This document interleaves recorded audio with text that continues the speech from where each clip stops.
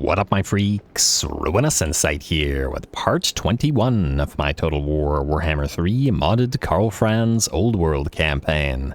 So as we saw last time, we had a bunch of debut battles, the Grenade Army, Todbringer's army, and perhaps most interestingly, our Bretonnian army, whether we call them Bretonnian auxiliaries or exiles or conscripts, considering we have a bunch of Bretonnian territories, whatever it may be, they had their first fight. And it was a pretty fun one, and of course this army will be getting more stuff in it to make it more viable, as we effectively right now have only one significant damage dealing unit in the entire army, while the peasants are not super strong. So should be pretty interesting to see where that army goes. In terms of what we got to do this particular turn, I think that we're about halfway through the turn. All right, you guys were heading back this way, weren't you? Okay, my bad. I think we're about halfway through this particular turn, and there's still several fights to be had and several other things to do. Though I did do most of the admin as promised between the episodes, moving the heroes around and doing one turn worth of building. Oh my, what the heck is this? Huh.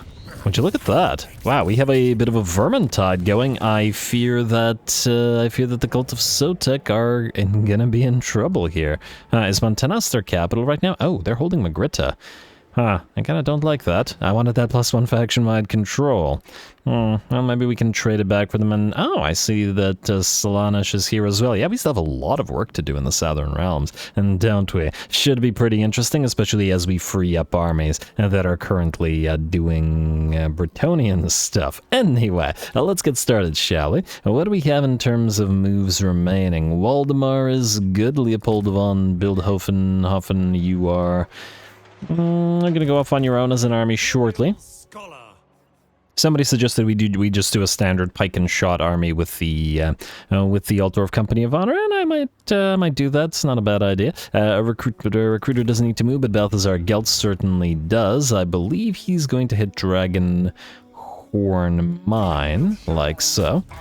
And I would like to check, is this a minor settlement? It is not. It's a field battle. All right. I guess it'll be another opportunity to see whether this army desyncs again or whether it doesn't. Either way, what I would like to do is level everybody up, except, I guess, Gelt, because I haven't decided... Well, okay, you can get... oh, right, that's why I didn't max you out, right. Alrighty, so I was thinking about whether we want to put 3 points into Mighty Forge and give him some war wagons or something fancy along that line, but... Is it super necessary? I'm not entirely sure. Like, we could give him at least one Luminarch to snipe single entities. But I think one should suffice, and it doesn't necessarily need the red line buffs. Not that they're bad, mind you. Admittedly, the speed of horse buff is kind of terrible, which is why I kind of ignored it, and even, well... It's more significant than another point in speed of horse, I will admit. I will, you know what, I will continue thinking about it as I do. Let's level everybody else, however, at new trainer for the Empire Captain. Max out, we are the elite as well. You should also move on towards Deadly Onslaught, so let's get Blade Shield and that. And, oh wow, you're actually pretty point hungry as well. I wanted to do Retinue Bard and lead the state troops, but I'm not entirely sure that you'll actually have the points for it. You won't have 5 points to spare if we get Woundmaker and Scarred Veteran. Go figure. This is 60% and this is another 60%. Gelt only does have one of these guys, and he is commanding the state troops. Alright, I feel like we're probably still going to get more value out of this. Give him a Crown of Command and then have a huge leadership war. In fact, let's give him a Crown of Command right now, because we've got a use for these on these guys. There we go, another 60%. I don't know if there's a max on leadership auras in terms of their size, but this is 180% increase, so why not? Why not? Alright. Working on that. Anyway, the wizard. This wizard is once again going to be sent off to another army. Actually, I just want to double check for a second. We don't have a wizard building here, though funnily enough, maybe we build it. It is fairly close to Gelt. We will be able to recruit wizards here at the Circle of the Sun. But it might be faster to just build it here rather than the Gunforge. Why not? Let's do the wizard building. How many turns will... Oh, it'll take 5 turns. It's probably why I didn't do it. Go for the Wizard's Conclave anyway, and then we'll figure it out. Anyway, you need to be leveled up before we fight. You want to max out further study for the Winds of Magic reductions, and definitely grab Wind Blast a couple of levels, and yeah, you can grab Comet of Cassandora, or an On's Thunderbolt. How long would it take you to go down to Volkmar? Maybe not that long, because I was gonna put a Celestial Wizard in Volkmar's army for the Comet of Cassandora. You know, imitating the twin-tailed comet and all that for the Sigmarite army. I feel like that makes sense, and yeah, might be starting your journey out there soon. Anyway, might as well max out Comet since that's going to be your sort of, your thing. We should also probably grab Onslaught, which will help out the... Let's also get Mark of Hish, actually, which will help out the Sigmarite disciples in general. Anyway, a restock, Master Ballistics, All-Terrain Vehicle, Triangulation, Black Powder Discipline, Mercurial Shot, Machinist Preparations, the stuff that we do the same every time we have one of these engineers. That's also... Yeah, I might as well max out Increase Mobility and then start through Sigmar's Ward and then go through Mark of Hish. Lovely. Alright, looks good to me. Let's see what this battle looks like. We got a couple of Colossal Squigs. We got tons of Gobs, which we will need to actually identify so that our artillery can fire upon them. But otherwise looks good. Yeah.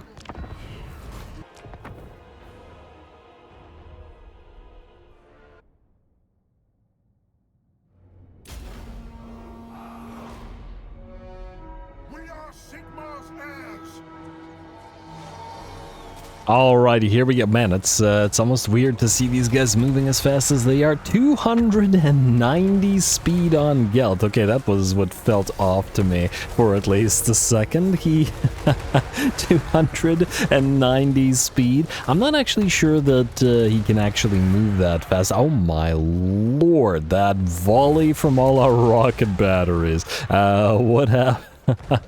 Those poor gobos or whatever got hit by that. That was, well, that was pretty ugly for them. And they try to escape, but Gehenna's Golden Hounds block them off as well. I expect this is going to be a pretty darn quick fight, but I guess we'll have to see. I guess it depends on how much damage we want to do with the rockets and how much damage we want to do with the spells as compared to our actual units. Anyway, yeah, I don't think that units can actually move at 290 speed. I assume that there is a limitation, because 290 seems absolutely insane. But again, they are moving pretty darn quick, so they gotta be pretty up there in terms of their max range. It almost makes me want to just keep playing a campaign until we collect, like, I don't know, like 100 of those Phoenix Pinions to get every character moving at 1,000 movement speed, just because I want to see what the fastest move speed looks like for every type of mount, whether it be a tank or whether it be on foot or whether it be anything else. Anyway, in the meantime, Gelt and Co. are going after this big old Colossal Squig, gonna pop off that final transmutation on it, and then have all the Pegasus riding units attack it. The big boy should go down. However, while we did take out the Colossal Squig, it does look like the enemy has effectively trapped us here, at least for a little bit. Just gonna have to make our way out of there. Anyway, down goes Squiggy. And I always wonder, does its explosion damage its own allies? I guess there's no way to tell, is there? Like the acid. Well, it looks like they're getting hurt. Yeah, I think they are. And since I don't like to drop spells on things when this happens, obviously Gelt could immediately clear this with a Searing Doom and a Gehenna's Golden Hands, but we're just going to try to escape the formation. In the meantime, our, I guess this is technically the debut of the units of the Eldred's Guard. And I do notice that they have Myrmidia shields as well, which does inform us as to what we're going to have in our Myrmidia army, as in the Empire captains that have the blessing of Myrmidia, and then Eldred's Guard, and then the Knights of the Blazing Sun as well. Though funnily enough, the Eldred's Guard don't do fire damage, but I guess we could give them a Banner of the Eternal Flame or two and make them dish out fire damage. And they do look pretty great, you gotta admit. And they will look even better with the Knights of the Blazing Sun matching their color schemes. Anyway, for now, the enemy's dropping a few of those arrows our way, but as to whether that's a good idea or not so sure, because they're going to have to take rockets while doing so, and as we've learned earlier, with the other unit of gobs that got hit in this particular position, this is not a good place to be if you want to avoid rocket fire. There we go. And the gobos are pretty much out. 6 of them survive, but for how long? Anyway, Gelt and Co have escaped without dropping any spells on the enemies, but any enemies moving around like this are free to hit with spell work since they're not blobbed up around our heroes. So that's a little bit more damage out of Gelt, a few more rockets coming in, and the balance of power has shifted to about 70% in our favor. I'm going to speed this up a teensy bit as we send in the Knights of the Black Rose to join the Silverin Guard and the Eldred's Guard in terms of actually fighting some of the enemies. I guess, well, we probably don't want to actually completely win the entire battle with nothing but artillery, fire, and magic, as, you know, as much as it does make sense to do so with Gelt in particular.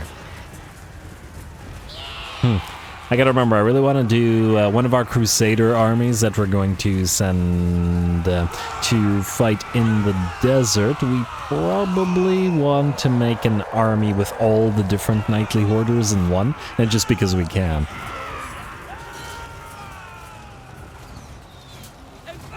I don't know whether we have enough room in an army to have 2 copies of every single knightly hoarder unit, but we'll see. Certainly something to think about. Anyway, looks like an enemy unit of boar boys, savage orc boar boys in particular, will move to intercept. We're going to buff our blob up with the glittering robe, so to counter the super physically resistant savage orcs, we're going to get the massive amount of physical resistance ourselves. And the Eldred's Guard and the Silverin Guard poking away at those boar boys, all the while the Knights of the Black Rose cause them to bleed as well.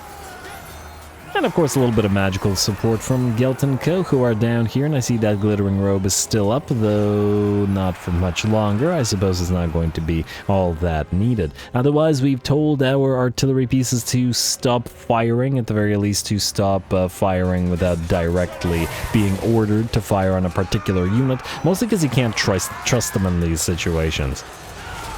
Artillery will, you know, take the opportunity to suddenly fire on you, on your own units at the worst possible time, and then with all 5 of them there, that could probably just kill off all of our blobbed up units in a single volley. Kind of like those gobs that were up here. And we don't want to risk that. Anyway, the boar boys are out. Next on the menu is a unit of pump wagons of whichever variety. Looks like a unit of regular pump wagons. I don't see flappas and I don't see spiky rollers. It's almost odd to see the regular pump wagons at this point. I guess, I mean, spiky rollers kind of make the other pump wagons obsolete in the, I guess, same manner that they make the war chariots obsolete, so it's rare to see them. Especially in your own armies. But anyway, looks like with that the pump wagons are out. We're going to head towards the next unit, which is a pile of goblin archers, which apparently have survived either the magics of Gelt or the rockets, and are still in the fight, though it looks like they are going to be breaking rather soon before the units of Knights of the Black Rose can get stuck in. And then a couple of... oh, wow, that... what the heck? Oh, that's one of the Pegasi. Okay. For a second, I thought that one of the... I thought one of the orcs was ascending to heaven, just like slowly... oh, okay. I thought I was going crazy there for a moment. Just like sort of slowly lifting up into the sky. I didn't realize it was one of the Pegasus units.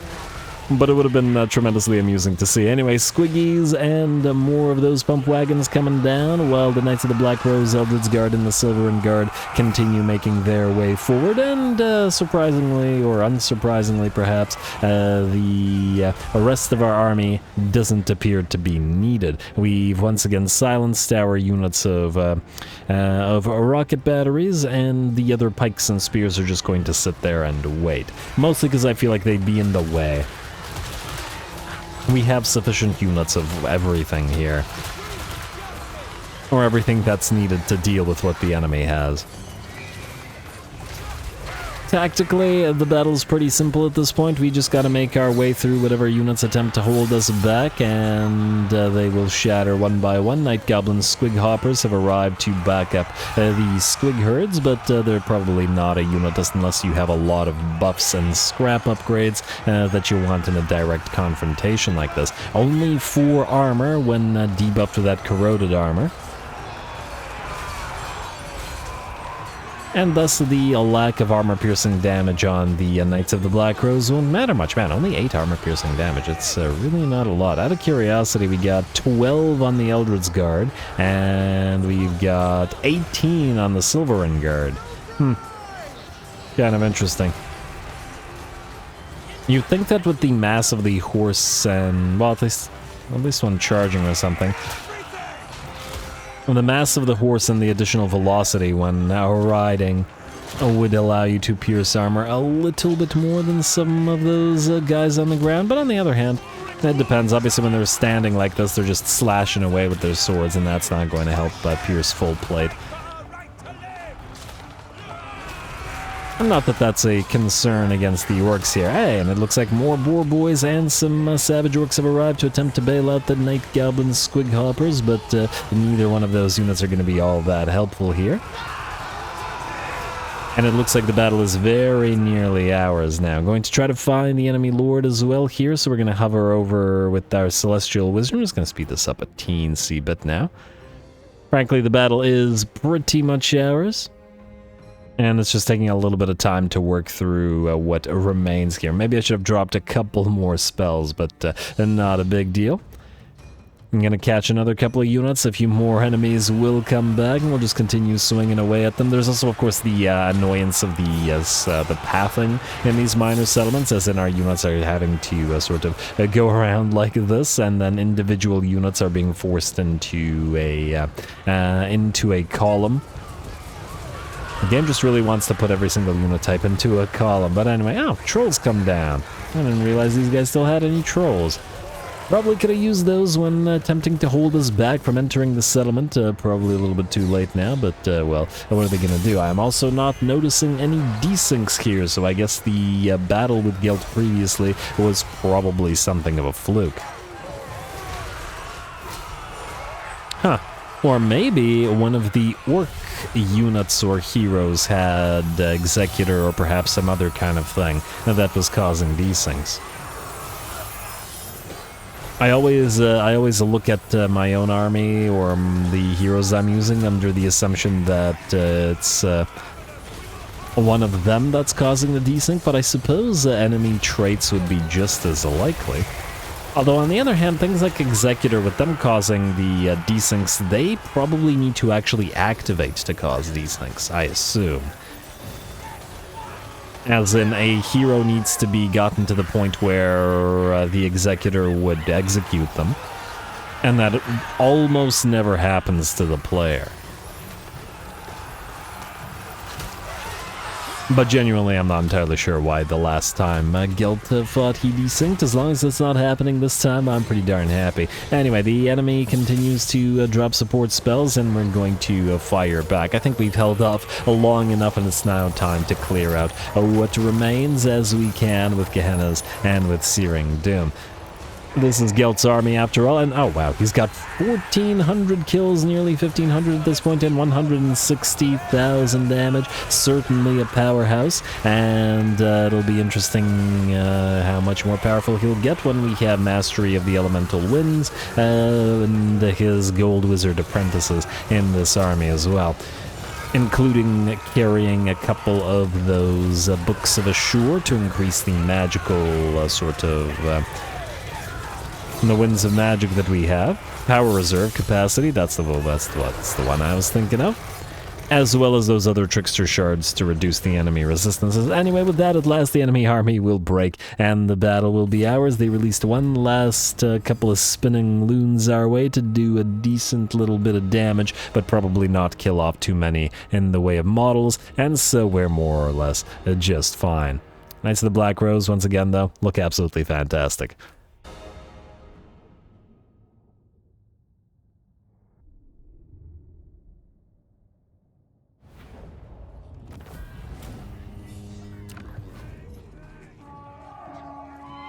Alrighty, I accidentally went past that, but it's alright. I don't imagine that there was anything too crazy there. The battle went well in our favor. The Eldred's Guard and the Silver and Guard worked pretty well together. The Silver and Gold is working. Anyway, Mount Bloodhorn, this place. Oh, we just captured Dragonhorn mods, which means we got Iron Mining Pit, which means there is a possibility that we got a new trade agreement available to us.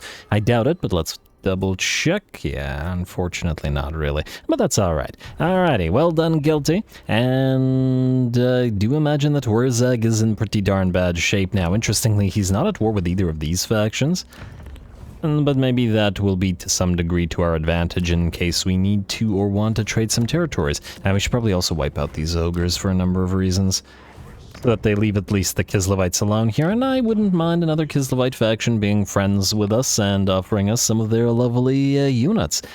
Lots of stuff in the Kislev roster that works very nicely with the Imperial stuff. Anyway, Recruiter Beckberg, you are staying as you are for now. Arch Recruiter Hartman, you're probably going to start recruiting soon again, but again, while we're in the sort of early stages of the materials at sea, you can hold off. Stefan von Kessel, you're fine for now. Todbringer, I do believe you have another battle, but you I can remember, so let's move everybody else that needs to be moved first. Oh, did I forget to move you down here? You were supposed to meet Humphrey. I think I might have forgot to move you last turn. Wow, my bad. Not to worry, Humphrey, you'll get your tank. It's happening. Alrighty, Recruiter, you are also kind of holding on to these units, so just keep on doing so. Valmir von Rakov, you're kind of in the same position. Nicholas Immelshielder, we got one more turn until Wolfheart is on the map, so you might as well take a little bit of effort or put in a little bit of effort and grab an island or two before starting to head back this way. Go for... If we do this to... Okay, I don't really care for the Sword of Striking, but anyway, if we do this to power up the army, Ensorcelled Blades, and then we replace the Lord, does the Lord then lose Ensorcelled Blades? Is that how it works? I'm not entirely sure. I guess we'll find out next turn. I guess you can also grab this island right here. Temporarily, we're going to put in some gyrocopters in this army, just because we only have access to Karazakarak stuff right now, and they're, well, they almost died. They have access to nothing particularly interesting, so we'll use the gyrocopters to scout for the huntsmen and all that. And then we'll see, but at least this way we'll have Bretonnian, Wood Elf, and Dwarfen units. I'd like Dwarfen Engineers in there if we can get them, but possibly other things we shall see. Anyway, funnily enough, while I think that Thunder Barges are really overpowered and I'm disinclined to... Well, I mean, granted, nobody has access to Thunder Barges right now because of the tech required, but... maybe one might be warranted in Wolfheart's army, if they can take up to it, similar to the Master Engineers. Anyway, Land Admiral Valmirka went through you guys already, my bad. Let's see who else. Nobody else. Alright, well, that means we know what we're doing. Boris, you've got a date with Mr. Wulfrik.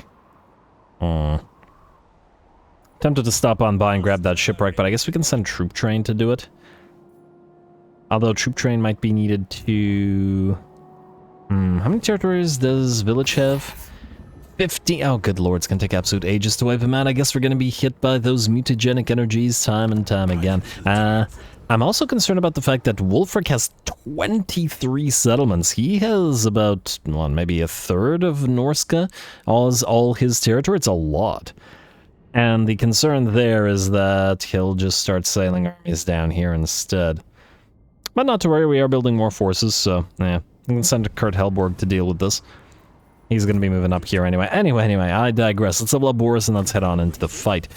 We have Honest Steel. Is anybody rank 5 yet? Not yet, but they will get there. So I guess we might as well put some points in. These guys aren't benefited by Strength of Horse, Speed of Horse, are they? Oh, actually, they are. They're not oh, man, okay, fine. Speed of Horse. We have Honest Steel. Good enough. Then go Rally, and then which one of these doesn't really matter right now, but let's start with Strength of Hardship, I guess. Melee Defense and Armor. More armor for the Wolfkin is good. Yeah, that'll put them up to 42 armor when they're at... Actually, it seems like it would be fairly decently possible to up-armor them. What's giving them the amount of armor that they currently have? So it's honest steel is giving them 12. Where's the other 20 coming from? Boris, you do not give them 20 armor. I'm just wondering about how to replicate the amount of armor that they have in another army. Another Ulfrikite army. Another 10% is probably from state-issued infantry armor, and then where's the other 10% coming from? I guess it doesn't really matter much. We will still make good use of them. I was just wondering whether we should put Empire captains with them, whether in this army, which we have no room for, or possibly the other one. Anyway, all that aside, Warrior Priest, I feel like once again bolstered attack is the way to go, mostly because Wolfkin are unbreakable, and you have Holy Warriors, so you get a little bit more base damage, which is kind of terrible, to be perfectly honest. Frankly, it's a terrible trait. Yeah, this is a really terrible trait. And we were kind of putting this guy in this army temporarily to try to get devastating flanker on the Knights of the White Wolf, but, you know, never know if we actually managed to do this. Spell resistance, oh, we could get the 4% spell resistance for the, for the Wolfkin, but no, I'm gonna still say Armor of Righteousness.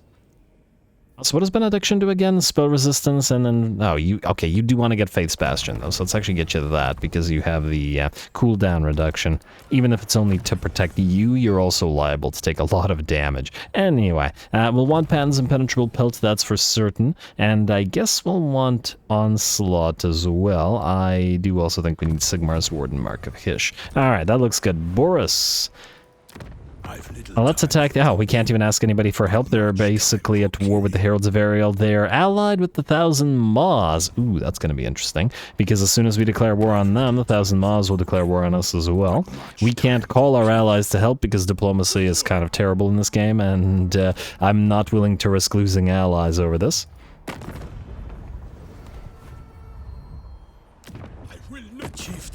I just want to see something. Oh, they've got the Thousand Maws only have 7 settlements, so they're not doing as well, so... WULFRIK, I guess, isn't helping them that much, but you know what? That's perhaps to be expected. Anyway, head to Monolith of Bjorkil. That's a concerning number of Marauder Horsemen. Gonna be difficult to catch with our guys. Anyway, I would like to see the duel between these two. Should be a pretty interesting one. We got Armor of Fortune, White Cloak of Ulfric, though admittedly I did think that we should probably put that on the support guy. It's a very decent melee attack reduction, but you know what? I think I'd like to do that right now. Yeah, it feels appropriate on Boris, but at the same time, it's really a nice debuff that should be on our main line instead of on Boris, you know? Like so. And then Boris, you can be lucky and have the Talisman of Preservation. Huh? How did he get the Opal Amulet? Oh, the other guy had an Opal Amulet. I was like, what the heck? Okay, yeah, anyway. Should be good. Go.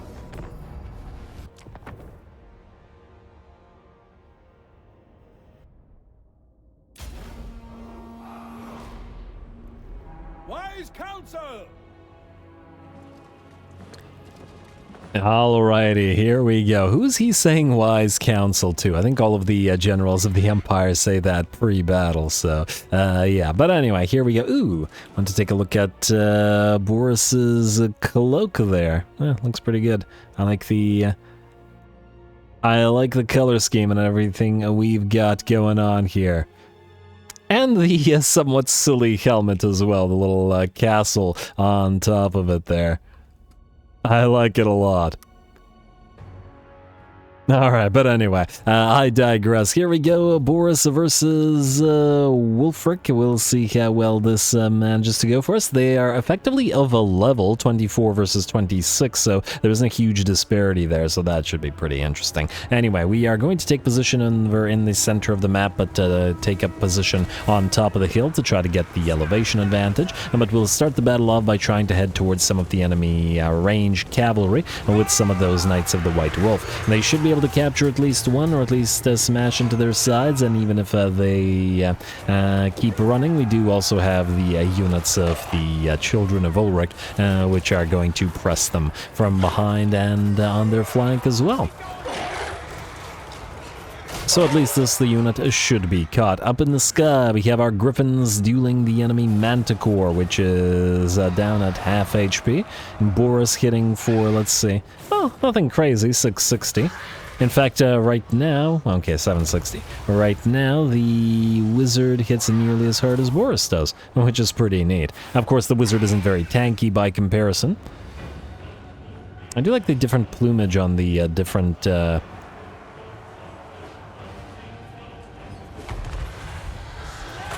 on the different Griffins as well. But anyway, there is another Manticore to deal with, and this one is, well, still at full HP despite being in the center of our pile of Knights of the White Wolf. The main enemy army is still moving towards us and is probably going to take a little bit of time due to the sort of infantry elements, but it does look like at least some of them have moved to try to help the units of Cav over on the left flank. The second Manticore is in pretty bad shape now as well. In fact, will go down and just as Boris charges directly through it.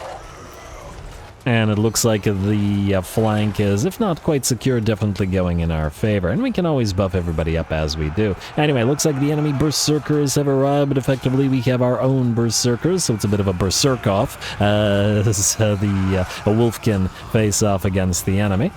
And big old twin hand, or big old axes, great axes on the Wolfkin, 57 weapon strength versus 92 on the Marauder Berserkers. Good lord, with 68 melee attack. Alright, well, I will admit that that's pretty impressive.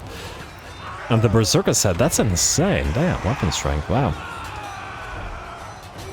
Huh. Pretty sure they hit harder than our most of our knights do. In fact, wait, just out of curiosity, let's see. Knights of the White Wolf have 72 weapon strength. Yeah, the Marauder Berserkers hit harder than that. Very nice. Good for them. Anyway, in the meantime, the rest of the enemy army has moved on in, and WULFRIK has begun his duel with Boris Todbringer. He's got that big old mammoth, but we've got a griffin.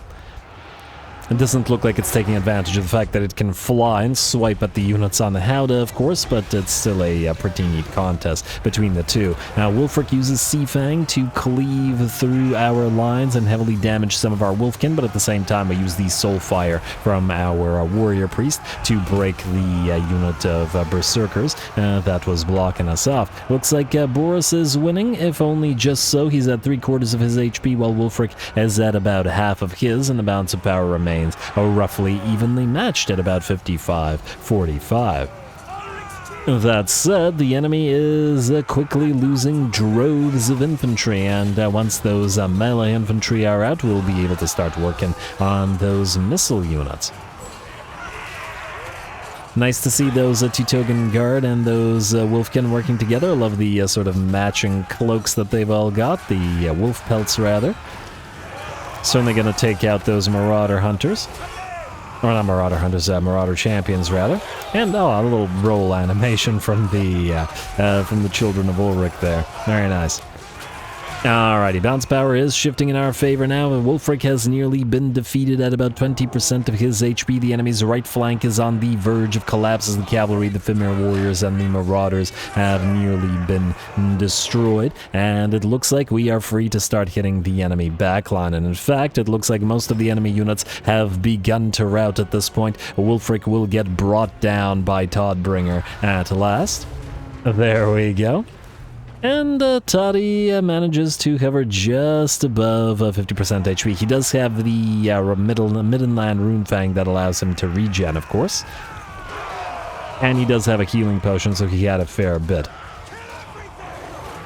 Once again, it is too bad we can't have skin wolves, but oh well.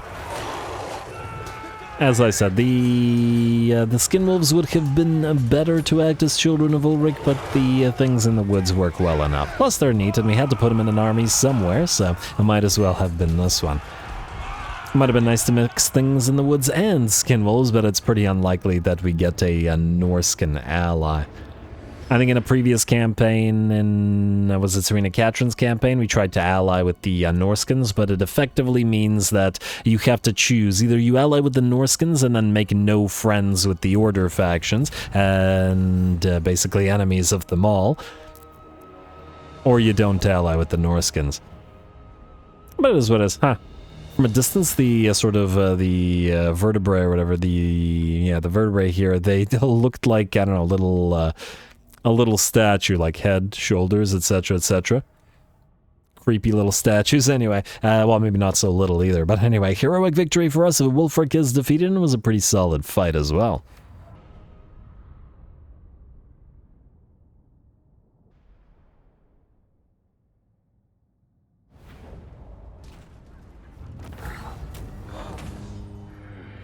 Alright, there we go. A lovely fight, a great duel between Boris and WULFRIK. WULFRIK, of course, managed to rack up plenty of kills and damage by repeatedly dropping his Seafang ability on our various troops, primarily dishing out the damage to the much more fragile Wolfkin, but that shouldn't be of any surprise. Besides, the Wolfkin did plenty of damage on their own, hovering between 15 and 20,000 damage. The two Togan guards supported them, and while they did less damage, they were doing their job. The Knights of the White Wolf, in fact, including the first one unit, which got 22,000 damage and did pretty solid. And then similarly to the two Togan guards supporting the Wolfkin, the Things in the Woods supported the Knights of the White Wolf and applied those grave wounds to things like trolls and such. Lovely. A lovely work from everybody. We've got a heroic victory, 5,000 gold for our trouble. WULFRIK is defeated. We will, I guess, occupy it. It's not worth sacking it. Surprisingly. Oh, maybe it'll be worth sacking Strovengard, which is here. 4k only? That's surprising. It's a tier 4 settlement. I guess we don't get many sacking bonuses for the Empire compared to other factions. Go figure. I will aid you. Not a huge deal, I suppose. I think we actually need to send you probably up here to Ulrich's Throat, you say.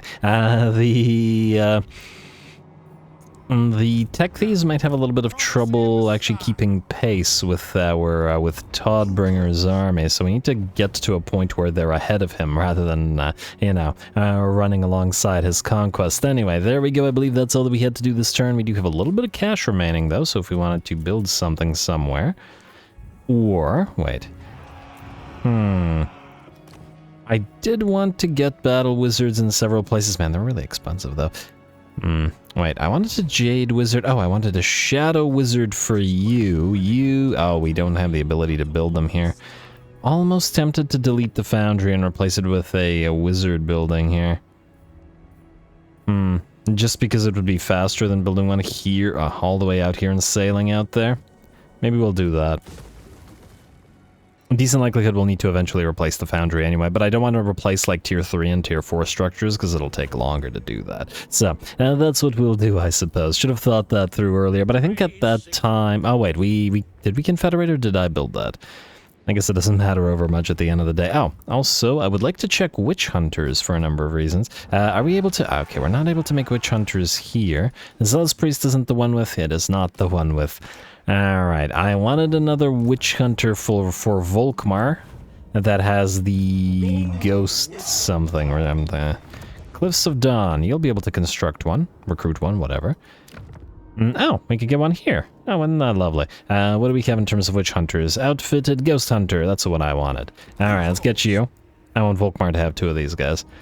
2 witch hunters, 2 warrior priests, definitely some Sigmarite disciples and some armies of Sigmar, which we'll be moving towards rather soon. And beautiful. Alrighty, and I think that's all that we can do right now, so we'll skip. We'll damage building where? Fallen King Mountain. I'm gonna say skip that as well. Yeah, skip, and then turn. Alright, there we go. Campaign movement range looks like no new attack for us, at least not this particular turn. Constructor, what is this? Oh, it's a governor. Yeah, negative trade. Marcus is back. Ernst Puttkamer, General of the Empire. I don't know who you are, or who you are, or who you are. Actually, I think I know who one of them is. I lied. But anyway, mounted weaponry. There we go. And Imperial Pegasus for Aldebrand Ivan the Crazy. Who are you? Oh, this guy. Okay, yeah, sure. You're a drill sergeant, I assume. You are indeed. Do we have any other drill sergeants available nearby? Can we build... Oh, of course. We got everything in Mount Gunbat except for the thing that we need. Huh. Bruiser. Honestly, if we put a warrior priest in this army with ogres, Bruiser feels like an appropriate trait. Though would a warrior priest wanna, you know... be in an army with a pile of ogres, that I'm not so sure about. This, can we auto-resolve this? I think we can. This faction is pretty much destroyed. We'll quick save it, because war wagons every damn time. And then we'll auto-resolve. Plus, we don't want to lose our rank 8s or 9s, whatever. Good. And occupy. This faction is pretty much destroyed anyway. And these territories, ooh, damn, I was hoping this was a tier 3. Maybe I should have just built one here at Gunbad, but it would have taken a bit. Anyway, host Vestag, while we hold on to this, in, you know, safekeeping for the dwarves, we will give it to them because we have no use for any of these territories, and, well, I don't think that we want to be bordering the Empire, the Darkland. The Empire doesn't want to be bordering the Empire, but anyway, we don't want to be bordering the Darklands simply because, well, it's a bit of a hassle, and the whole point is to get buffer states. Anyway, as I was saying, now that we've completed that tech, we will start a Veneration to Sigmar, hit points plus 20% for all characters, faction-wide, and then we'll pick one of these. Let's give these a quick look-see for a few seconds. So let's see. So Sigmar's Will is an area hex for only 60 seconds, mind you, but it basically cripples the entire enemy army's ability to do damage. Safeguard the Black Gate.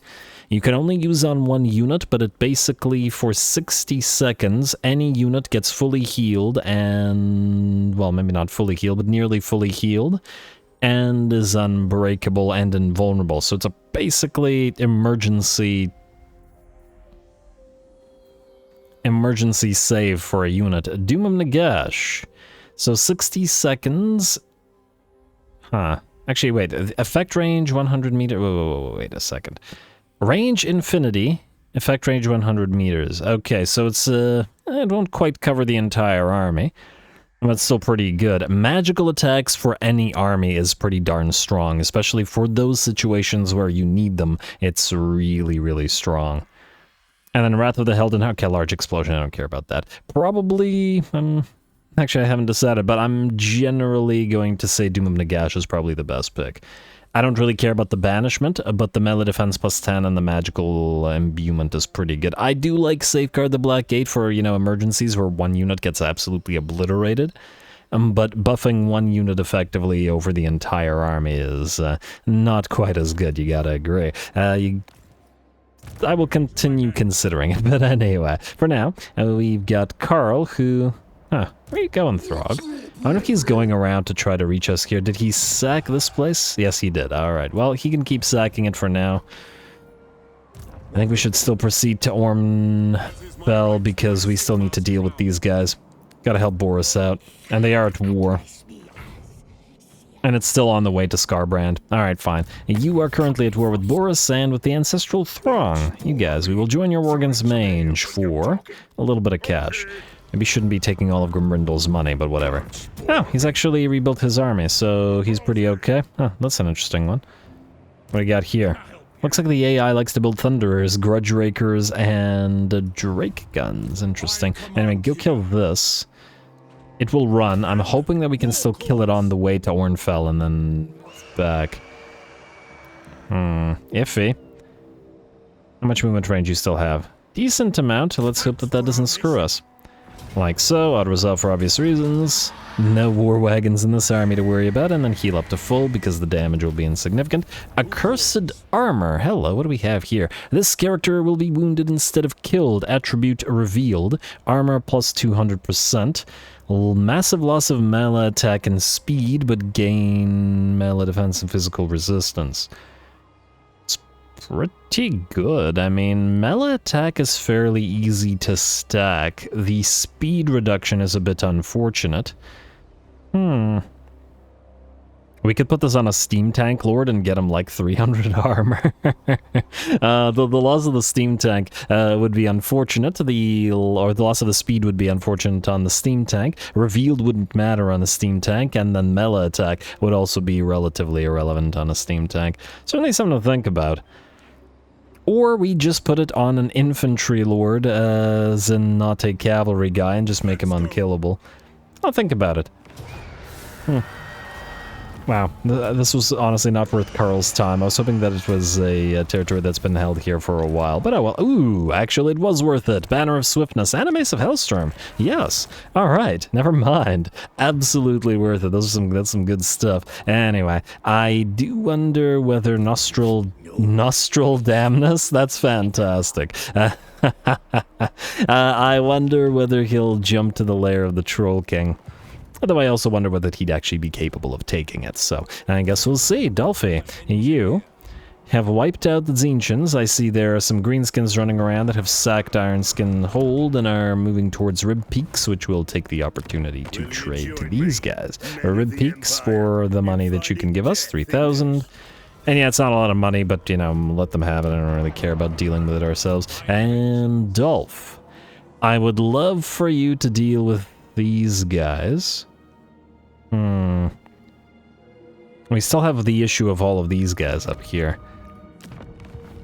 And no other army is up there at the current time, which is kind of a problem. I suppose if Marius... Yeah, I guess we can send Marius to deal with these guys then. So you're gonna move here. Marius can go up this way, which means Dolph can feel free to try to deal with the Red Eye and possibly the Silver Pinnacle as well. Alright, march stance and get moving, bud. Inspiration beckons. Alright, and then obviously we'll trade the rest of these territories as those guys get a little bit more cash to pay us for them. Anyway, the Gavin von Wolfen, the Drakvalder army, will head to World's Edge Archway. And we'll auto-resolve it. And we'll occupy it. Nice. Speed of Lycos, Scroll of Lycos, don't really care for it. We will, however, immediately trade the Pillars of Grignay. Greetings, Sigmar's chosen. Man. Alright, but we should give them their capital, even if you could at least pay a little bit more. I get it. They're very poor right now because their faction got almost destroyed, but nonetheless. Anyway, Elspeth, you are not... No, you're not next in the order. Jurgen is next in the order, and Jurgen will go for... I mean, he is in range of Black Iron Fort, but it would take such a long time to deal with all of these guys. Admittedly, it would also take a long time to deal with these guys, and Doomkeep might be a more critical territory, so fine. Head to Doomkeep first. Let's see what we got here. Nobody's here. Alright, well then. It'll be a free territory, which we will take advantage of. And slowly but surely we trade all of this to Boris, but, you know, once he can... pay for it. Troop train. Are you needed more this way or up this way? I guess if we send you this way, we could send troop train up here. Oh, actually, speaking of troop train, I want to double check. Oh, right. Gotta get you up and running. I want to double check the master engineers. No, methodical and metallurgist. Still not the ones I want. But nonetheless, move here. Your army can still fight. Let's get Wolfheart up and running. Mr. Wolfheart or Mr. Nicholas Simmelshielder, you will be replaced and... Fine. Third Marcher. And like so. We'll probably use you to lead an Ulfric army. Reset skill points and replace with a Hunts Marshal. Oh, Mr. Hunts Marshal. There we go. Alright, so I want to quickly read what we've actually... Oh, he needs to be reset. Does he, though? He has Honest Steel. I mean, we could level him a little bit and reset him later. Well, obviously he has Captain of the Scouts, which is actually doesn't buff the doesn't buff any of the archer units in any significant manner. Our upkeep reduction effectively useless because those units are already super cheap anyway. If it was faction wide, maybe, but yeah. Well, the Lord sort of probably has other buffs faction wide. Sleight of Hand, however, gives the double shot ability for Huntsman, which is significant power up, melee attack for Huntsman and Archers, and missile strength, and that's a little bit better. Alright, and then Grand Hunts Marshal gives you immunity to psychology for the entire army, and Vanguard deployment for the entire army. Now that's nice. We'll get that. Best of the best, so yeah, and we already have a regular elite, which is the missile strength upgrade. We really do... Oh, you know what? Vanguard deployment or double shot. Now, a full army Vanguard deployment is still probably more useful. Anyway, we'll probably just level up pretty much immediately anyway by grabbing this island. And auto-resolving it, because obviously we're not wasting our time with this. Close victory and medium casualties. Can't say like that much. Let's see what it does to us. Yeah, fair bit of damage. Let's heal up. the good. But we'll have gotten some money out of that. Campaign line of sight, wyvern horn, bow, and a little bit of cash. There we go. Now, if we go into March stance, we can head back to Newland, wherein we will heal up and then start trying to hunt down Be'lakor. I would like to take Great Ohm before these guys do. Or before they take it back, I should say. Anyway, you're gonna pop into Newland, and then next turn you'll have those gyrocopters and the... you know what, you can take these guys now. Wildwood Rangers available for you. Lovely. And then that leveled you up just the once. Yeah, so it's basically only on a steel it's kind of screwing us over, but we'll want Emperor's Finest, we'll want Pistol Core, and then this guy's going to be 2-point hungry, so on a steel will not be useful to us. So we will have to reset him, and it'll only be 3 turns, but let's level him up by fighting a little bit first. And we'll level these guys up before we fight as well. Alright, otherwise, I think that the Halberdiers can leave. We want to get 2 Wissenberg's Welcomers in here. Because we do get buffs for them from Yorick Grim. And I don't think there's a need for artillery. And we will want to get 2... let's get 1 more Grey Mountain Band, otherwise we don't have enough melee troops. And then we'll delete 2 of the Huntsmen. Replace them with the gyrocopters. Well, maybe not delete. You know what? You can hold on to these guys simply because we might need defenders at Newland. And there we go. That will maximize the army other than the lack of a mage, which we might want to put in here as well. All right. We'll see how that all works out. And once again, I do like the contingents of the heroes all having a contingent of units, minus Ertwig Van Hal not having a contingent. Maybe we pop in a single unit of Sigmarite disciples in there to help out the melee troops. Although now it's feeling a little bit too melee heavy and not enough range. I'll think about it. And it's not a big deal because I don't particularly like Wulfric as a lord, and I don't find him a particularly interesting character either. But anyway, Waldemar Biber, you... We're supposed to hunt down Roslyn Rayner, who is now moving this way. It looks like Sigmarheim's actually going after them, but I feel like we still should land and try to deal with this. I am interested to see whether these guys, together with Silostra, might attack us together, with the anti-player bias, of course. You don't need to chant. Oh, right, you don't have magic. So the Damned Knights are still going to be a major issue. Well, let's level up before we... face off against them. You have just the... You have everything in the red line, don't you? Everything that you need, that is. At least assuming we don't get any more stuff in your army.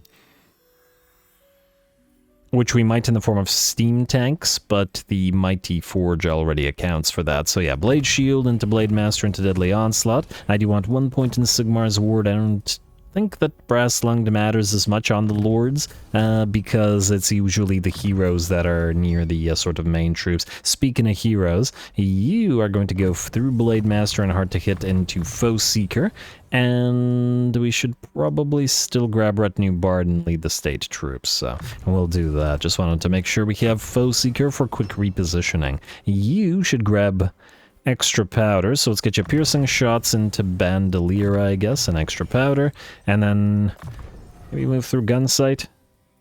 Yeah, go through Gunsight, why not? And then we'll grab Always Ready into Deadly Onslaught, though I don't imagine that's going to be super useful for an engineer. Anyway, that was Waldemar. Let's see who's next on the menu. Theodric.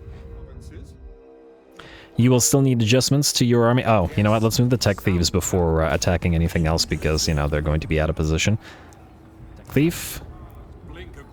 Oh, yeah, see, I should have... Oh, wait, actually, wait. Boris, you can go to Floating or Fjordling Village, meaning one of you can head to Strovengard, but the other can go to Ulrich's Throat.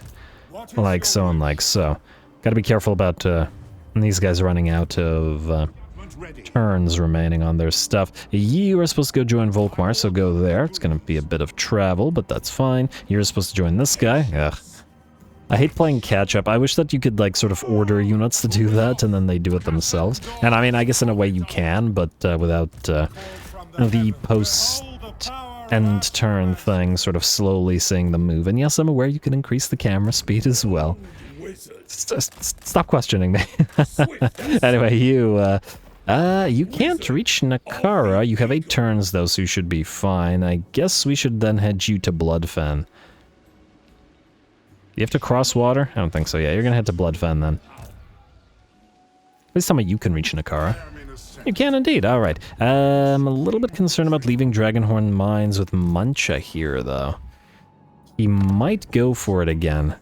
Although it's not much of an army, he can recruit using while in raiding camp. So I guess Gelt, you're gonna have to waste the turn and go after Nakara next turn. This guy will cross the river and then we'll see what he does afterwards. I assume Gelt won't be able to reach him anyway. Oh, he didn't cross the river. Oh, fantastic. Well, then I guess you die. Oh, watch this force Gelt to cross the river. I wouldn't be surprised. And we are going to increase the leadership. And was that a crossing or was that not a crossing? I think. No, it was not a crossing. Okay, good. March stance now? Which does not increase your movement range, eh? Alright, then in camp stance. So that you don't suffer attrition. Got a free student out of it, though. Barded Warhorse, and then now it's going to take 2 turns to reach Nakara. Huh, now I do wonder whether if we go into regular stance, we might be able to just go straight for Bloodfen. Yeah, these swamps are really annoying, but, well, we had to deal with them at some point. Anyway, Theodric von Blutten, back to you. You are going to go after Tor Anrock now, yes? Oh, Gorbad. Well, well, well. Our huntsman, our Hochlander army should have some fun dealing with you. Alright. You are currently at war with everybody. And nobody here, I take it, will be wanting to trade with us, eh? Remas and Lucchini? I take it we're trading with both of them already? Yeah.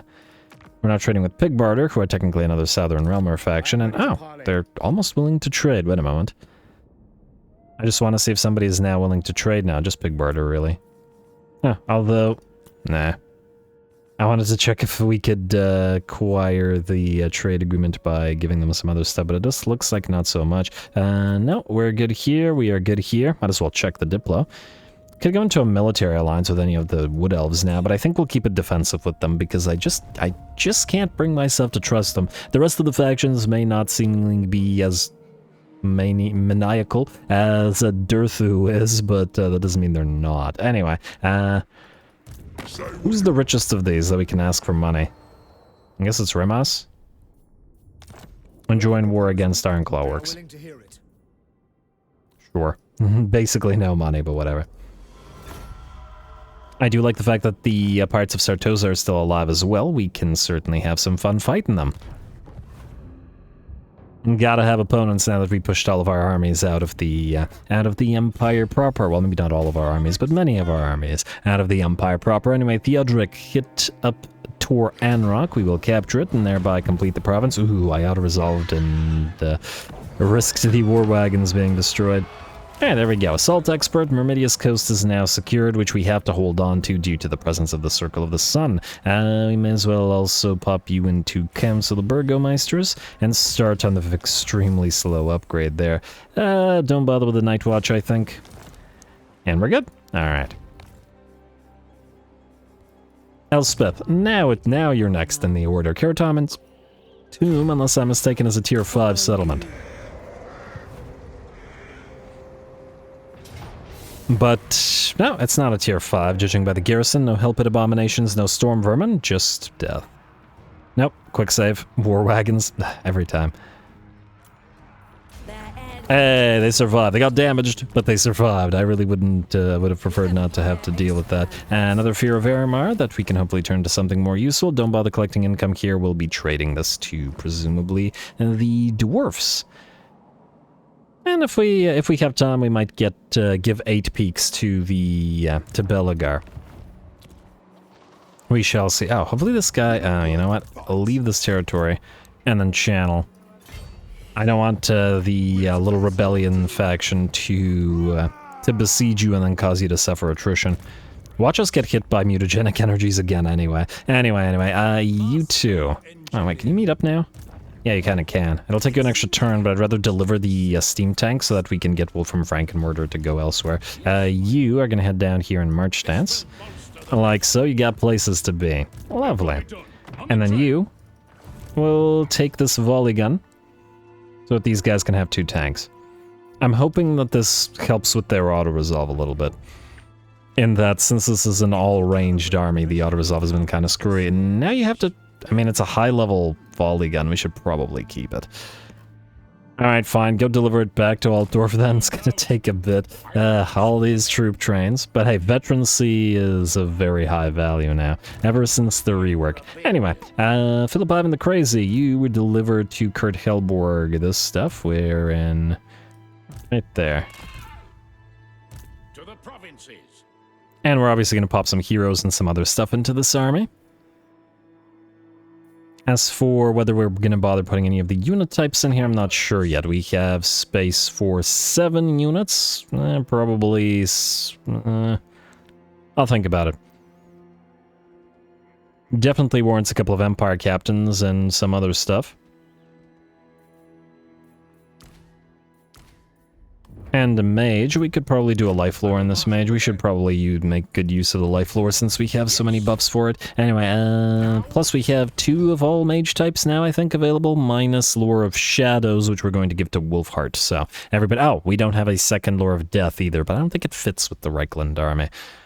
Or Reiksguard army, rather. Anyway, General, you will be reset now. I don't think we need you. At least not here. There we go.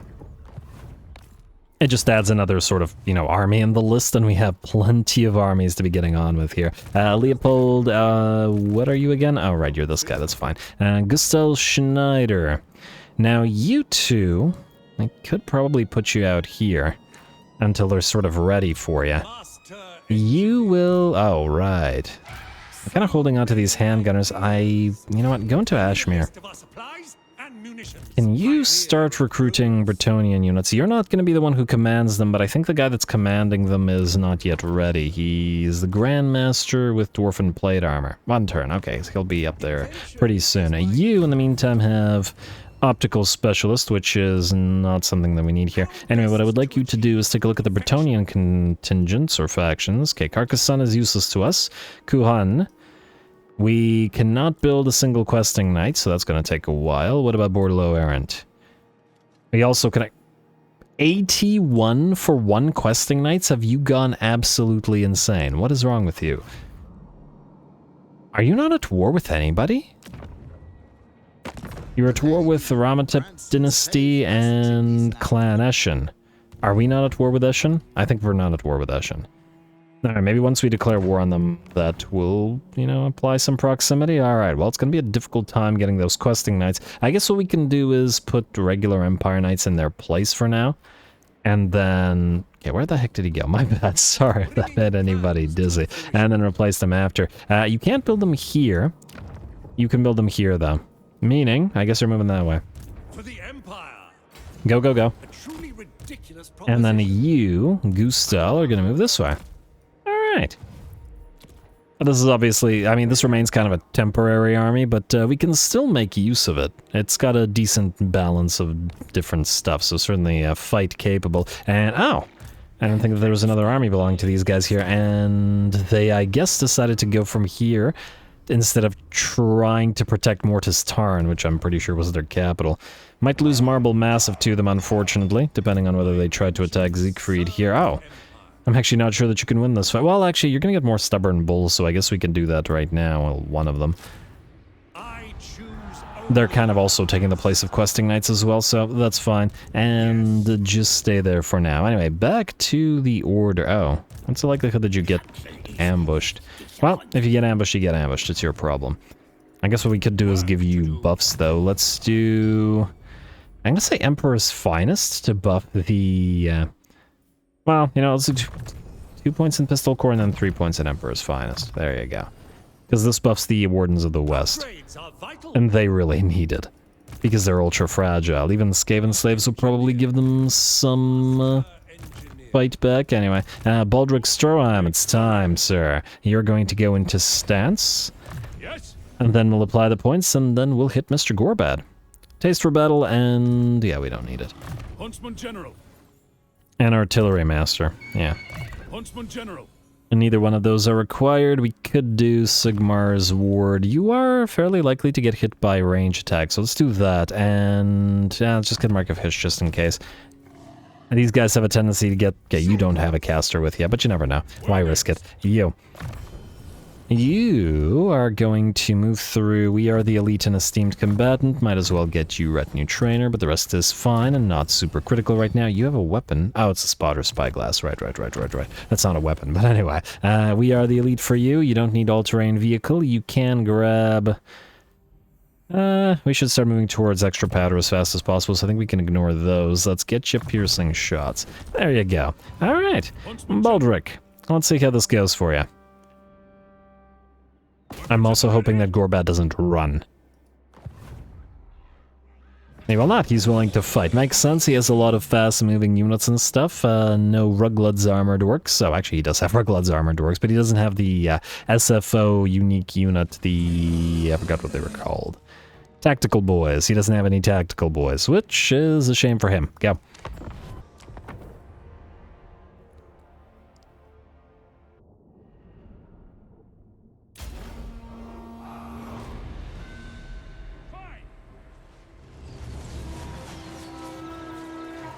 Alrighty, here we go. Baldric Stroam leads the Hawklanders into the fray once more. Well, not many of them into the actual fray, most of them just firing away, but oh well, that's what they want to do, being famed huntsmen and all that. Anyway, we Vanguard deployed our huntsmen with this army, together with the huntsman general, as we normally do, and are going to try to dish out a little bit of damage to whatever units we can target. Don't have a lot of armor-piercing damage on the huntsman, even less than the crossbow, mind you.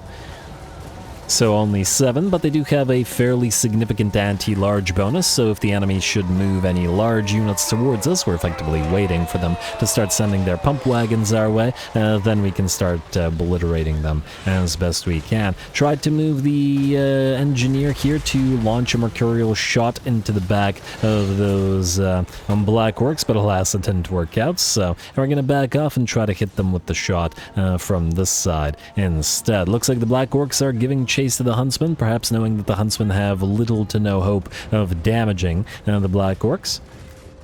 And it's time to use our abilities on them. Here we go.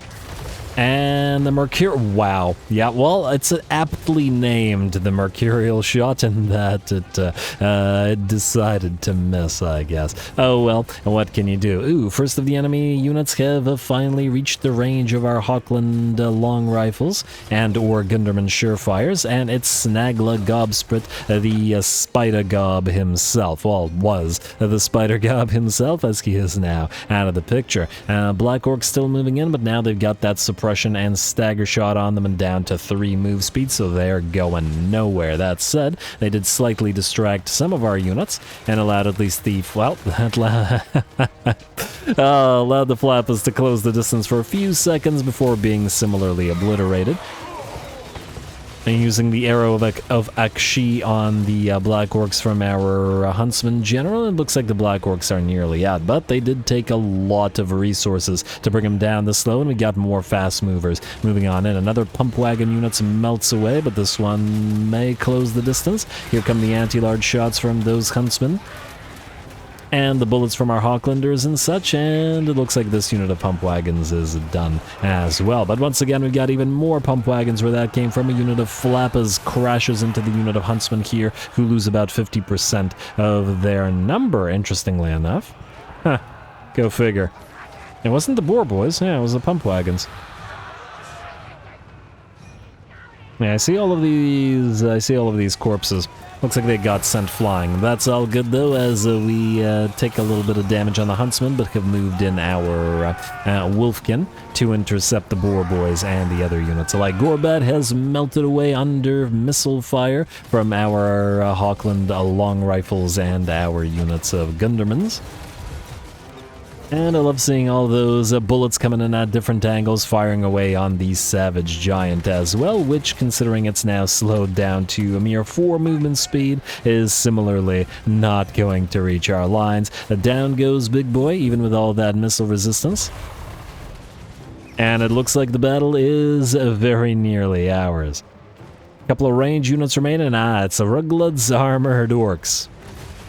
But I think that armor is not going to help all that much. We got armor destruction as well, so these guys are down to 48 armor. Huh, wait, who has armor destruction? You have suppression. It's the Ergig Jaeger Corps, isn't it? Yeah, it's the Ergig Jaeger Corps. Well, that was really helpful, and good job to these guys. Alright, and with that, the last of the enemies will shatter, and the battle is ours. The Hawklanders managed to hunt down another target with decent ease. The Huntsman did take some damage from those charges, and we took a little bit of damage to the summoned officer squad from the enemy artillery, but obviously that doesn't matter over much. Nice work to Mr. Stroheim.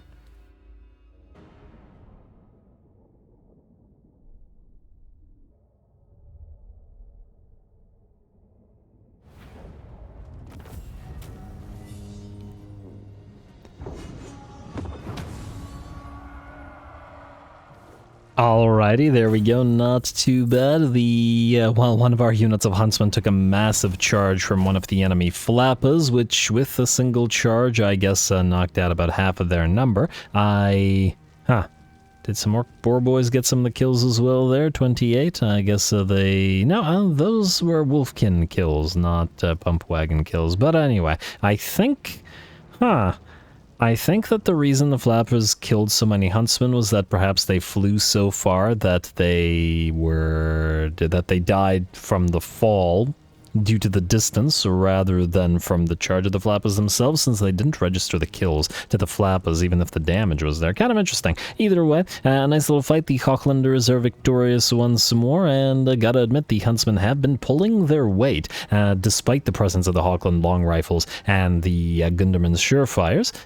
The huntsmen have been keeping up with the merry men at 23,000 damage and 140 kills, topping out the huntsmen, though actually this one was very close as well, and beating almost all of their rifle units. The additional proximity offered by the Vanguard deployment means they have a longer time in dishing out damage, which is good for them. I'd love to take the money, but I think we're going to have to heal, otherwise I'm wary of the auto-resolve killing off that one unit. And then alright, Gorbad's defeat trade. I forgot how terrible it is.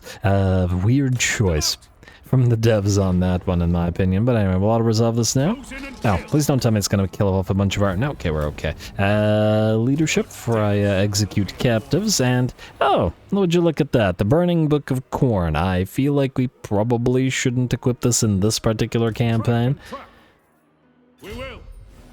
And not something, I mean, any more than we got the Nemesis Crown. Control -5 all provinces, diplomatic relations, and yes, it gives us more stuff, but I don't know, being corrupted by this. Huntsman General.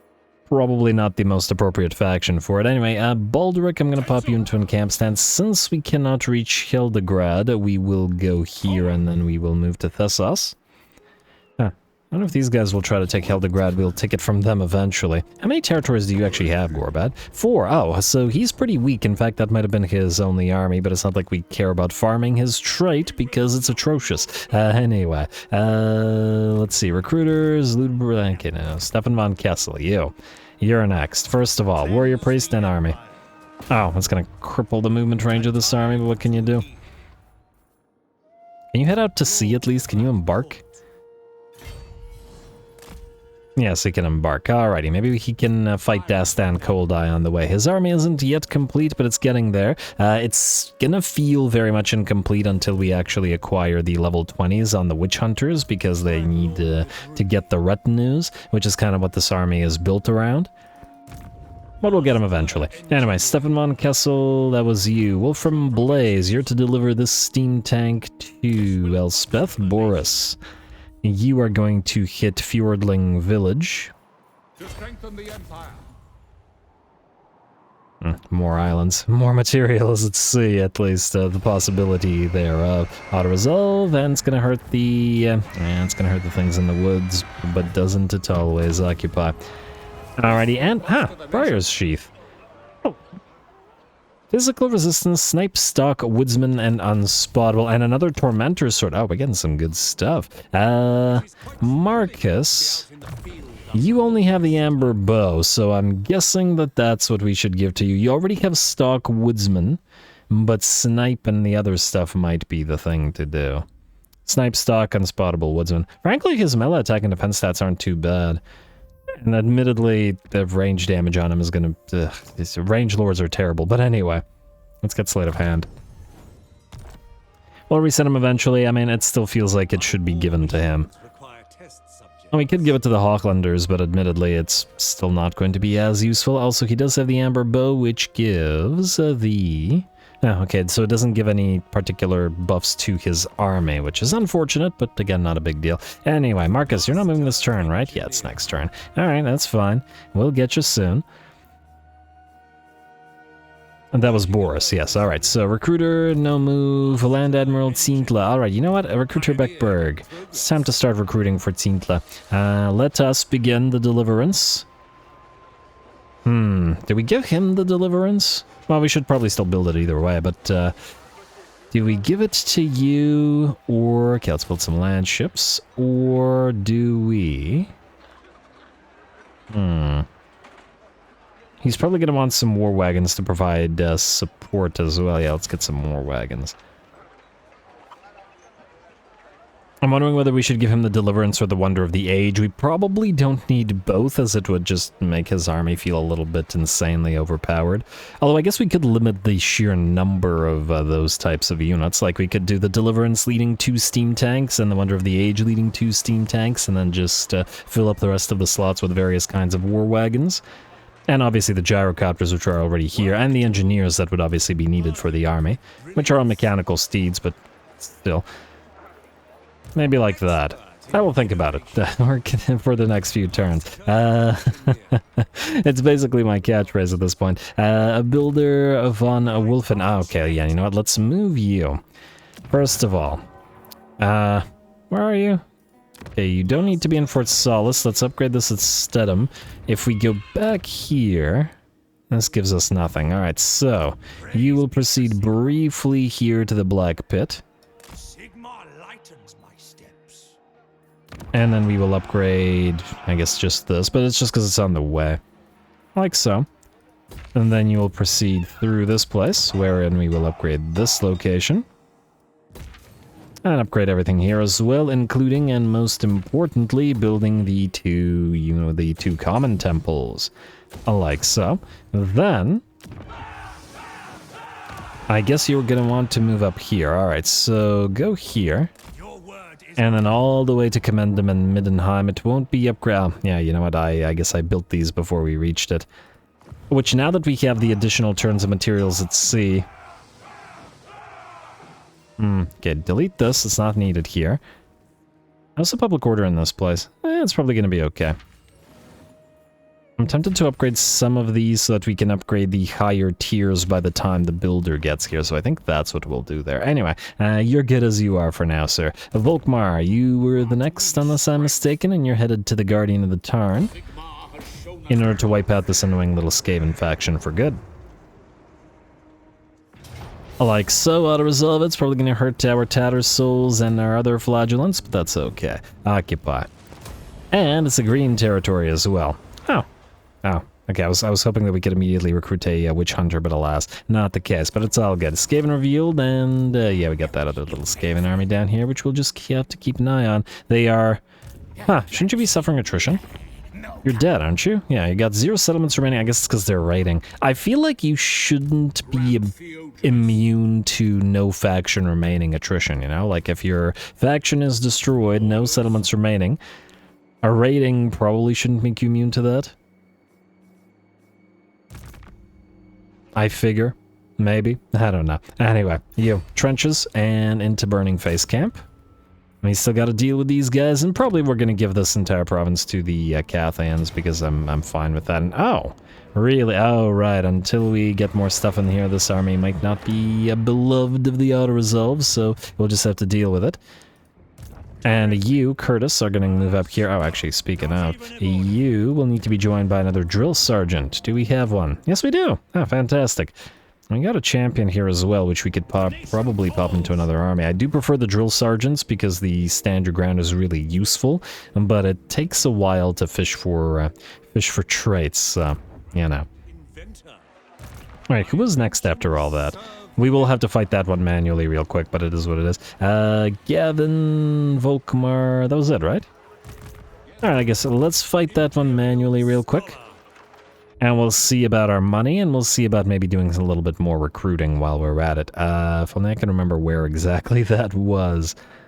Down here somewhere in the mountains. Alright, Gavin, do you need to level for this? You got the Reiksguard point. We could grab Grand Heraldry just for the bonus control. You already have Stand Your Ground, and then nothing here would really benefit from anything other than Strength of Hardship, because as we saw last episode, Taste for Battle doesn't buff the horsemen.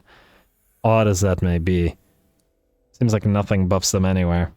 It's weird that they were included in this portion of the red line, but not in this portion of the red line, you know? Why would... I don't know. Oh well. Either way, I guess then you are free. Does Eminent Grand Master buff them? It does say for cavalry. Yes, it does. Alright, so we can at least get that.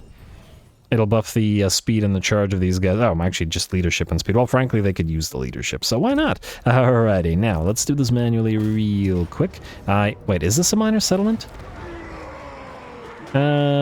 Apparently not. Go.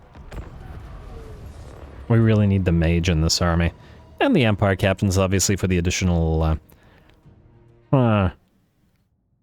I guess we probably shouldn't go for the capstone on this particular army on the Empire captains, because yes, they could summon those officers' squads with their range attacks, but I don't know. It would kind of stand out. On the other hand, whipping those Bretonnians into shape, I'll think about it, and if you guys have any opinions on whether we should do that, you let me know. Otherwise, let's get ready to move. You guys will follow, because... Okay, wait. You... Okay, there we go, my bad. My keyboard is kind of broken, but anyway, let's see, like so, and then you guys can be a little bit more square, like so. And like so, we're gonna put them up in a blob, there's no reason not to, really. Let's do that, protect those guys, we'll pop this thing right behind everybody. You, Grail Reliques, in the midst of all this. And then you can lead the charge, like so. Well, actually, no, you're going to lead the... There we go. Like so. Alright, you guys are going to be group 1, you're going to be group 2, you're going to be group 3, and you're going to follow everybody. Group 3, good. And I think that's it. So you guys move up here. And you guys follow right behind, like so. Untoggle your speed also. Also, you can maybe get a charge through the enemy. Like so. Alright, you guys should be good, and position yourselves. Lovely. Charge on through, and then you back out because you don't have the mass to do this like the Grail Knights do. Alright, let the Grail Knights keep annoying the enemy with their mass and their charges, especially their weak back line, like so. Grail Knights are such an obnoxious unit. What an obnoxious unit. Anyway. Alrighty, you guys move on up. And then get ready. While the Grail Knights continue to do this, I might not do this in a normal fight, but in this particular fight, which should have been auto-resolvable but isn't, I'm perfectly willing. And you can pop Bastion of the Great Cities. There we go, another nice charge from the Grail Knights. And then move back. Until those Boar Boys are willing to meet the Grail Knights in combat, we're just gonna keep doing this. It's not unfair. The enemy can stop us at any point by getting those Boar Boys in, but they're refusing to do so. It's not like the charges are doing a crazy amount of damage. We can see that the HP isn't dropping insanely or anything like that. Anyway, you move on in. You guys get ready to move around like so. And everybody's in the fight. Alright, pop up that stand your ground on everybody and keep on charging. I was gonna say maybe fight some Boar Boys, but no, you know what? Screw it. Keep charging through the enemy ranks. Beautiful. Especially the enemy archers. And let's do 1 or 2 more charges. Ooh, looks like the Boar Boys will be in our way this time and might actually stop us in our tracks. And there it is. Alright, finally. Finally. Where's that actual Boar Boy unit? Alright. Switch off lance for me. You can keep whatever, it's all good. You guys get ready to hit all those enemy archers in the back. Alright, stand your ground is up. You should actually be in the midst of the troops, and you know what? You guys can, the healthy units can intersperse themselves amongst the units that are currently fighting. Up the Grail Reliques closer. And there we go, Grail Relique indeed. Alright, you guys form up. Now let's see, you, and you are reasonably healthy. I'd like you to charge these boar boys, and I'd like the hurt unit to not do so. In fact, hit these guys from this side, and then you give another charge. Obviously, the mounted yeoman can't fight the boar boys, but with a couple more charges, that should force this unit to shatter. There we go, and then you can turn back around and go for those boar boys, while our mounted yeoman chase him down. In fact, only one unit should be needed to do that. Alright, how are you doing? Activate that charmed shield. Obviously, you don't have the items or the other stuff that you might need to help out otherwise. It would be dangerous. Alright, you guys back out and get ready to charge on through. In fact, go hit that Black Orc Big Boss, maybe. Charge right through towards the Big Boss and screw the enemy formation. You know what? In fact, maybe it warrants a couple more of those. And just because it'll speed up, otherwise it's going to take a while to deal with all of this. Anyway, you can now charge into the Black Orcs. You guys position yourselves here, get ready for a rear charge. Oh, you're not doing that? Alright, fine. Go for the boar boys then. It's all good. You're fine as you are. There we go. Another nice charge. What are these guys up to? 187 kills, which is not much, but the damage is massive. And there we go. Now the units are pretty much done. Or most of them are at least. And just a little bit more and the enemy should rout. The boar boys have shattered, so you can join this. The enemy lord is in bad shape now, and as soon as he shatters, and the battle will be ours. Well done to the Grail Knights, unsurprisingly, and the peasants did well holding the enemy back, whether it was the Biggins or the Black Orcs, or what have you. Victory it is for the Bretonnians. But again, I did say that this should have been a very much auto-resolvable fight. And ow! You're yeah, you've got the Reiksguard barding now, so maybe with the lance you'll fit in a little bit more, even if it's not a glowing lance. I still think that because you provide armor aura to units near you, putting these guys, for example, up to 120 armor, that's pretty solid. We'll be able to get them up to 140, 155 armor once we have everything that we need here. 155 armor on some Bretonnian peasants, more heavily armored than unbuffed Imperial foot. Look at that, 140 kills and 119. The damage obviously isn't there compared to these guys, over 100,000, but the kill count's still pretty darn solid. Taking advantage of the damage dealt by the Grail Knights to individual units, and probably units thrown around by the charge of the Grail Knights as well, into the midst of the piles of peasants, just allow the peasants to, you know, sort of dogpile them. The orcs, I mean. Oh, I also noticed not a single Gobbo unit in this particular army. Well, that's probably why the orcs lost.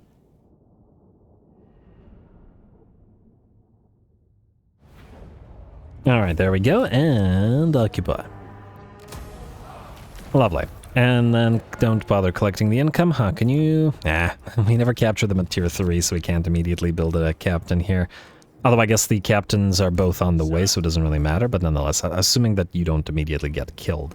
Of course. Anyway, that was the last army that needed to move unless I'm mistaken, so let's do building, and or recruiting, and then let's end the turn. So, let's start from... from the top this time? Yeah, might as well.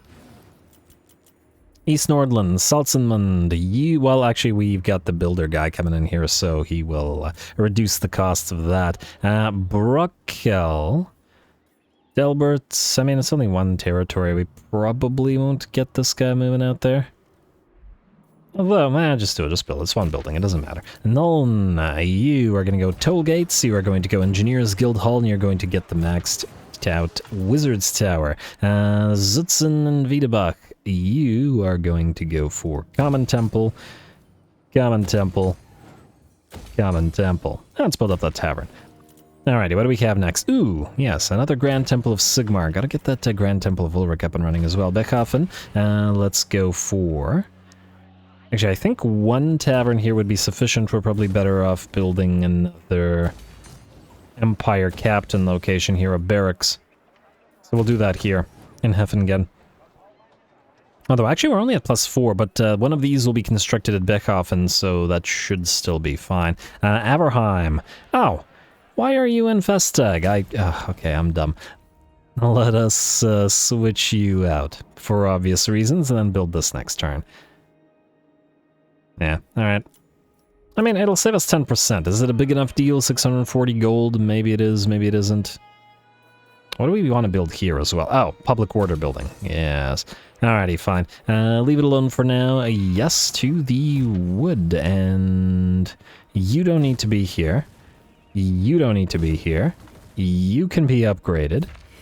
You can also construct a common temple. I guess we are technically on the way here with the other guy with the builder reducer, but nah.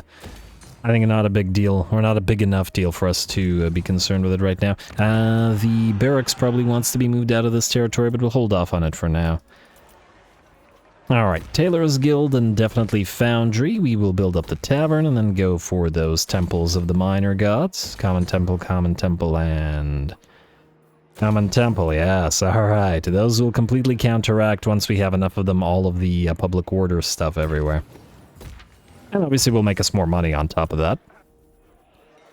These materials at sea will probably see the end of the... pretty much all of the building admin for the campaign. Well, if not all of it, just the vast majority of it. Oh, Castle Drakenhof is nearly done, and it has almost all the military structures that we need. It is only missing... I mean, technically it is missing the Chapel of WULFRIK, but we can't build it here because we built the Temple of Sigmar. I guess we can still do the temples to the minor gods, because we have everything here, right? Yeah, just the Temple of WULFRIK missing, and I don't think it's a big enough deal to bother putting the Wolfkin in here, so I'm still gonna say Temple of the Minor Gods. Common Temple, whatever. I'm still calling it that. Upper Tiffel, you will definitely go for the tavern. Jisoro, oh wow, lots of stuff to build here. I guess it is technically a new province, territory, so it's perhaps should not be surprising. Let's go taproom here, let's go training field here, and then we might still do temples of the minor gods here. I will think about it. Vorburgland, yes to the Engineers Guild Hall. Riverch, I just realized something. We're down to 22,000 gold. I did want to recruit some stuff, but maybe we could do it next turn.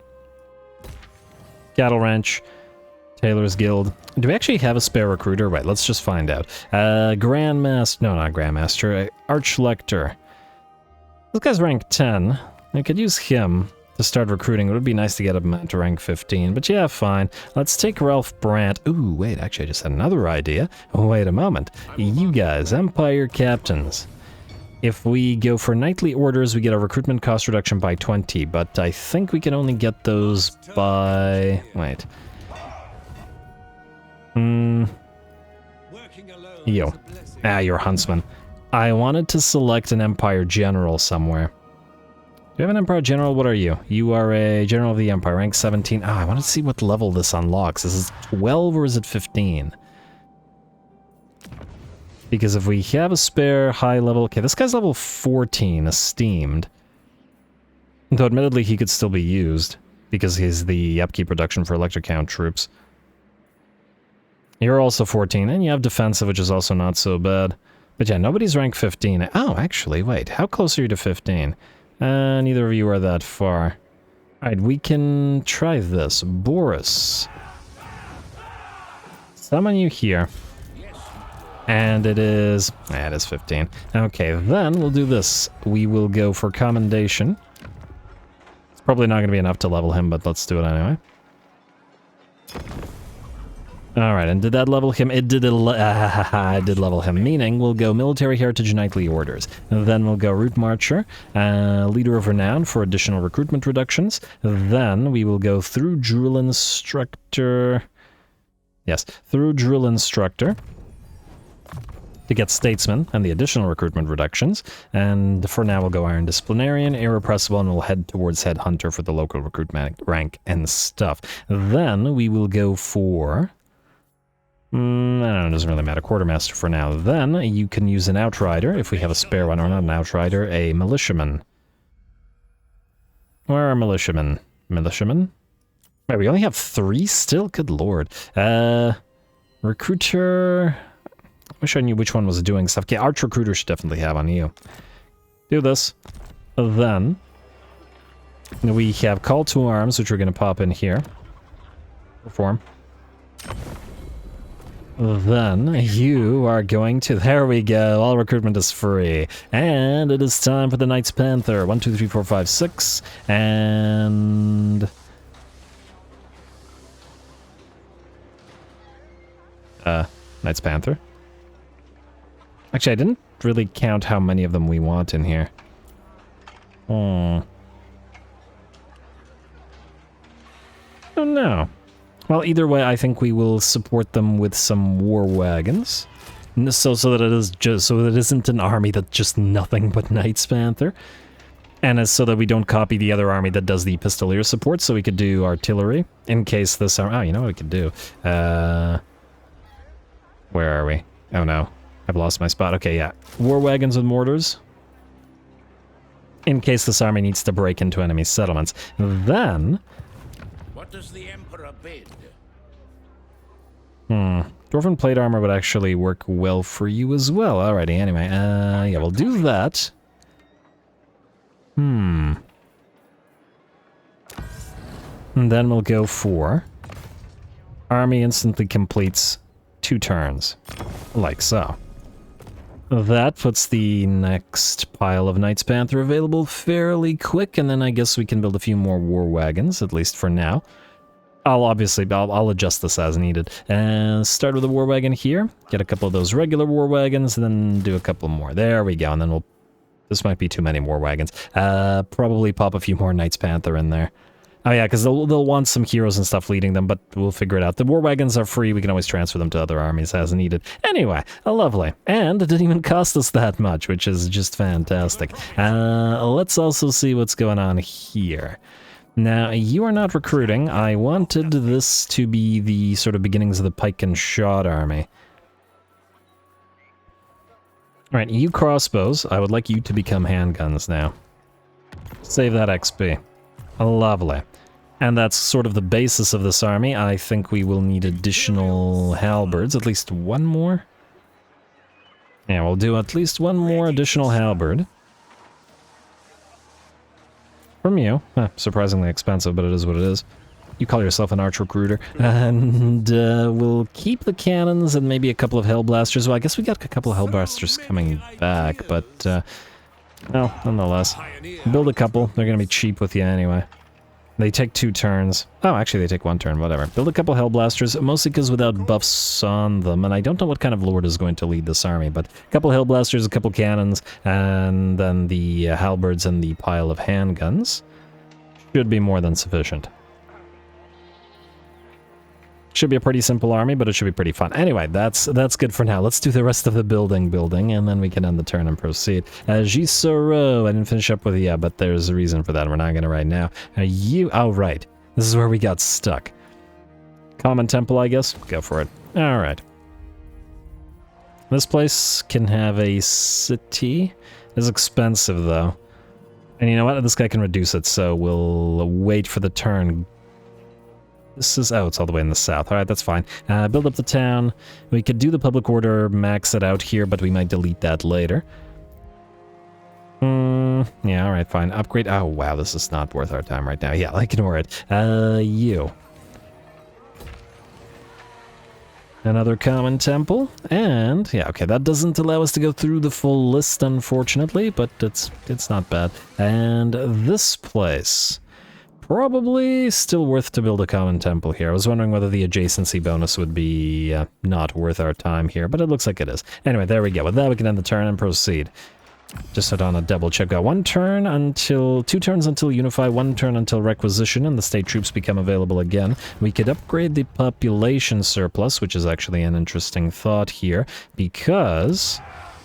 I probably should have done that to immediately upgrade the Black Pit while here, but in theory, there may be other places that would want it. Middenheim, for example, so that we can upgrade it to Tier 5 immediately, and then upgrade the Grand Temple of Ulfric, or Grand Altar of Ulfric. Let's get that going. Open the gates.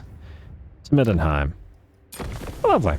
And we still have Send Aid at Casus Belli, which we will make use of soon to wipe out these guys as soon as we have an army over there. And otherwise, we're looking pretty okay.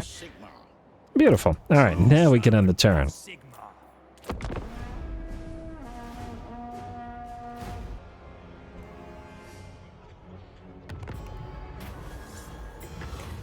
Alright, no attacks, what is this? Fealty of Sylvania, we don't care, we're gonna attack them, do nothing.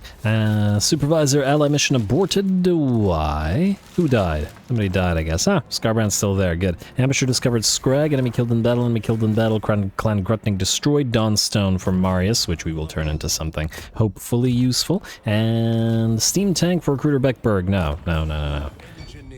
You don't need that. Wa fails, Ironclaw mutinous boys, ally begins outpost construction, ready for duty. Ah, friendly is back. Good. And Crusader WULFRIK Airgiger is back as well. Alright, so first of all, okay, I would like you to go into this army. And then I would like you guys to attack this guy. I assume that we can reach him. Yes, and we'll be able to deal with him just fine. You can't help. You can't actually block the army, I imagine, but anyway. Ready for duty. An unusual location. Huh, I thought we wouldn't get any more. And an Altstadt as well. Beached Black Ark. Control -3. Experience gain upon demolishing 5,000 own characters in region. Doesn't really help us. And it costs 6,000 gold to remove.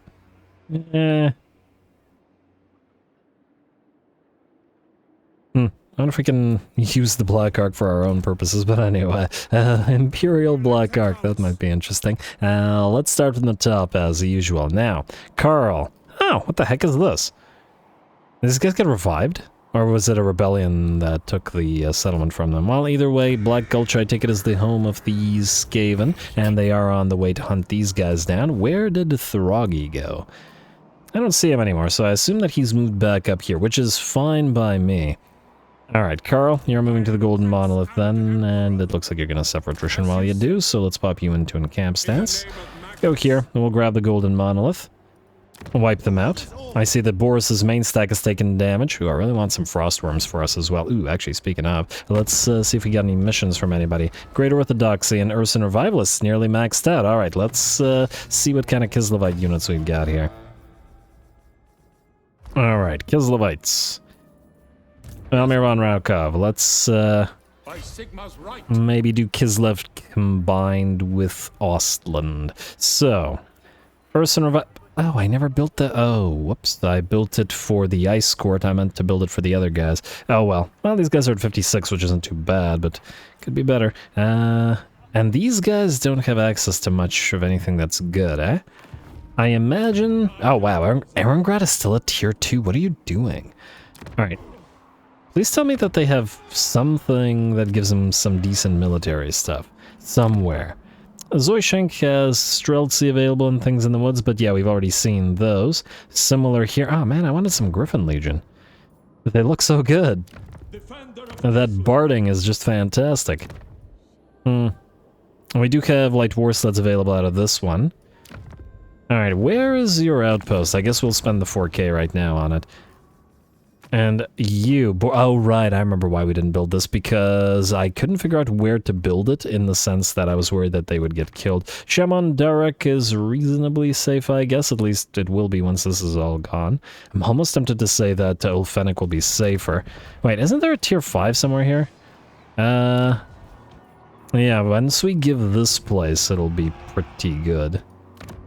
I'm just double checking whether there's anywhere here that would be better. Also, we should make... wait a moment. Maybe this place?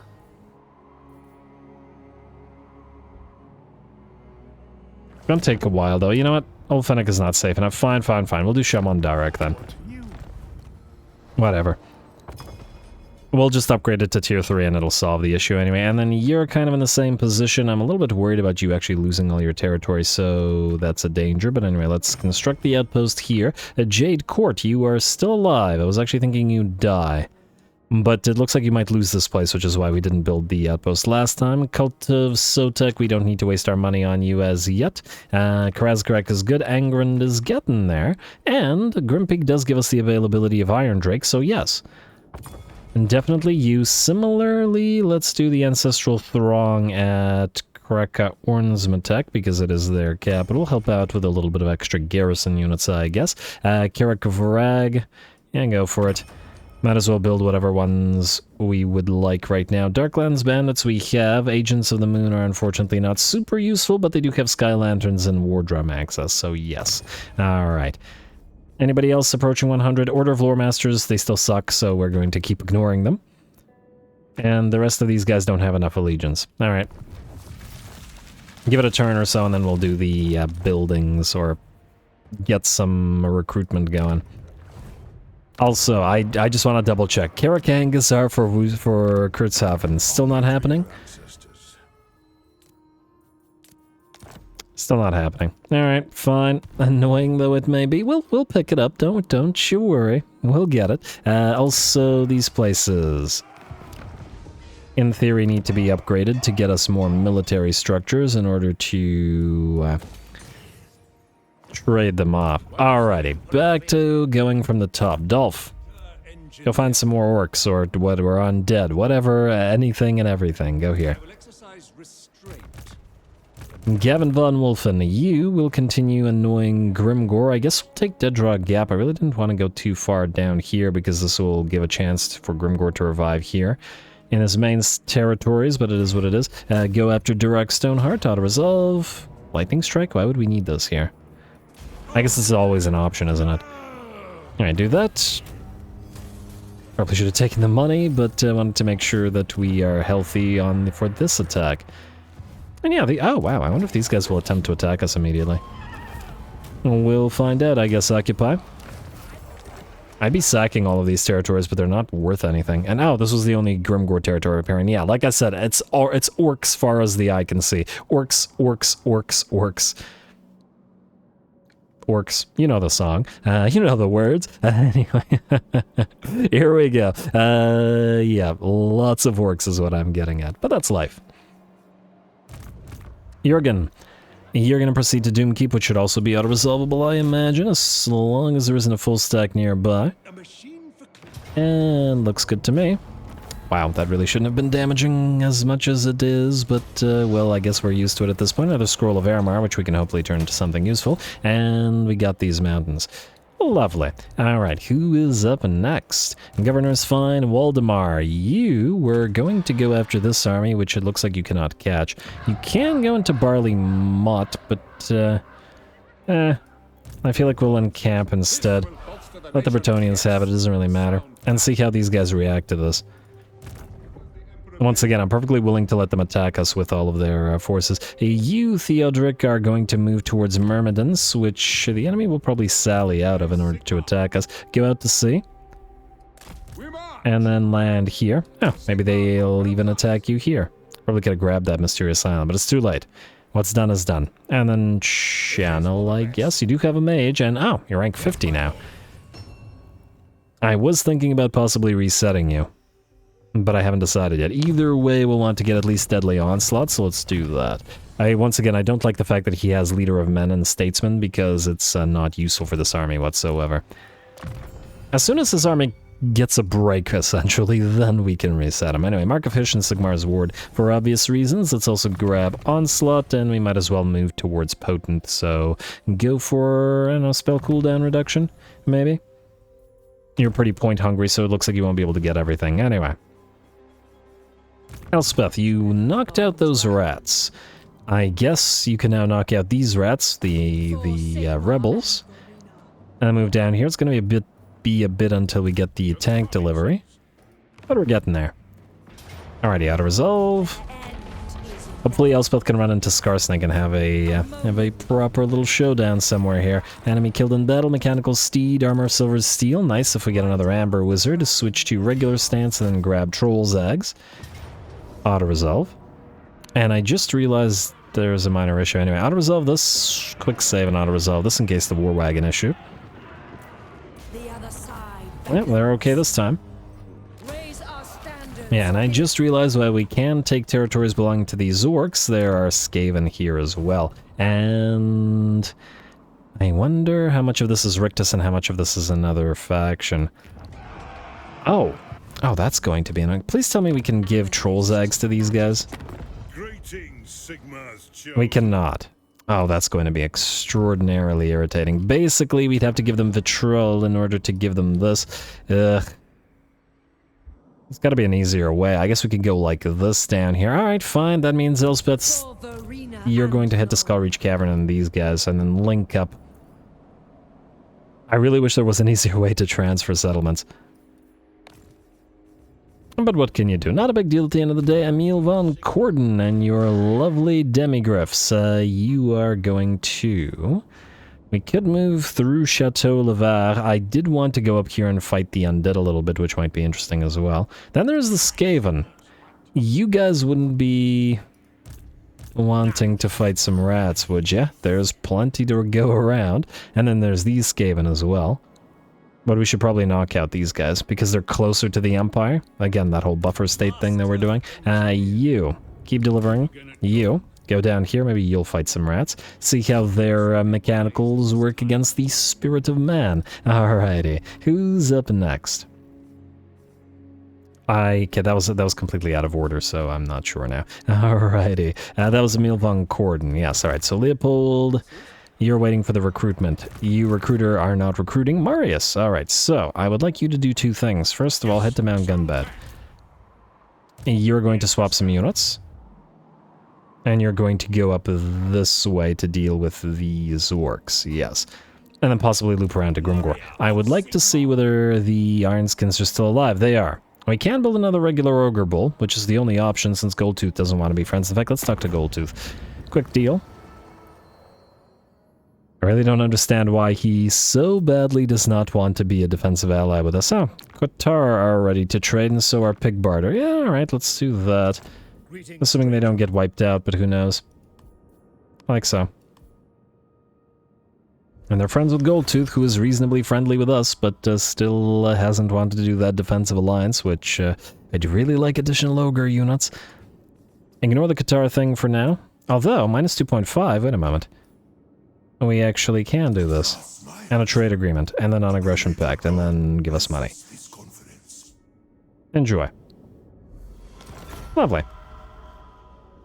I guess we could take some of the desert territories for ourselves during the crusading that we're doing, but not a big deal. Where's Goldtooth? Goldtooth? Wait. Defensive alliance... There he is. Minus 17. Why? You're not even at war with anybody. He really doesn't want this, does he? Oh well.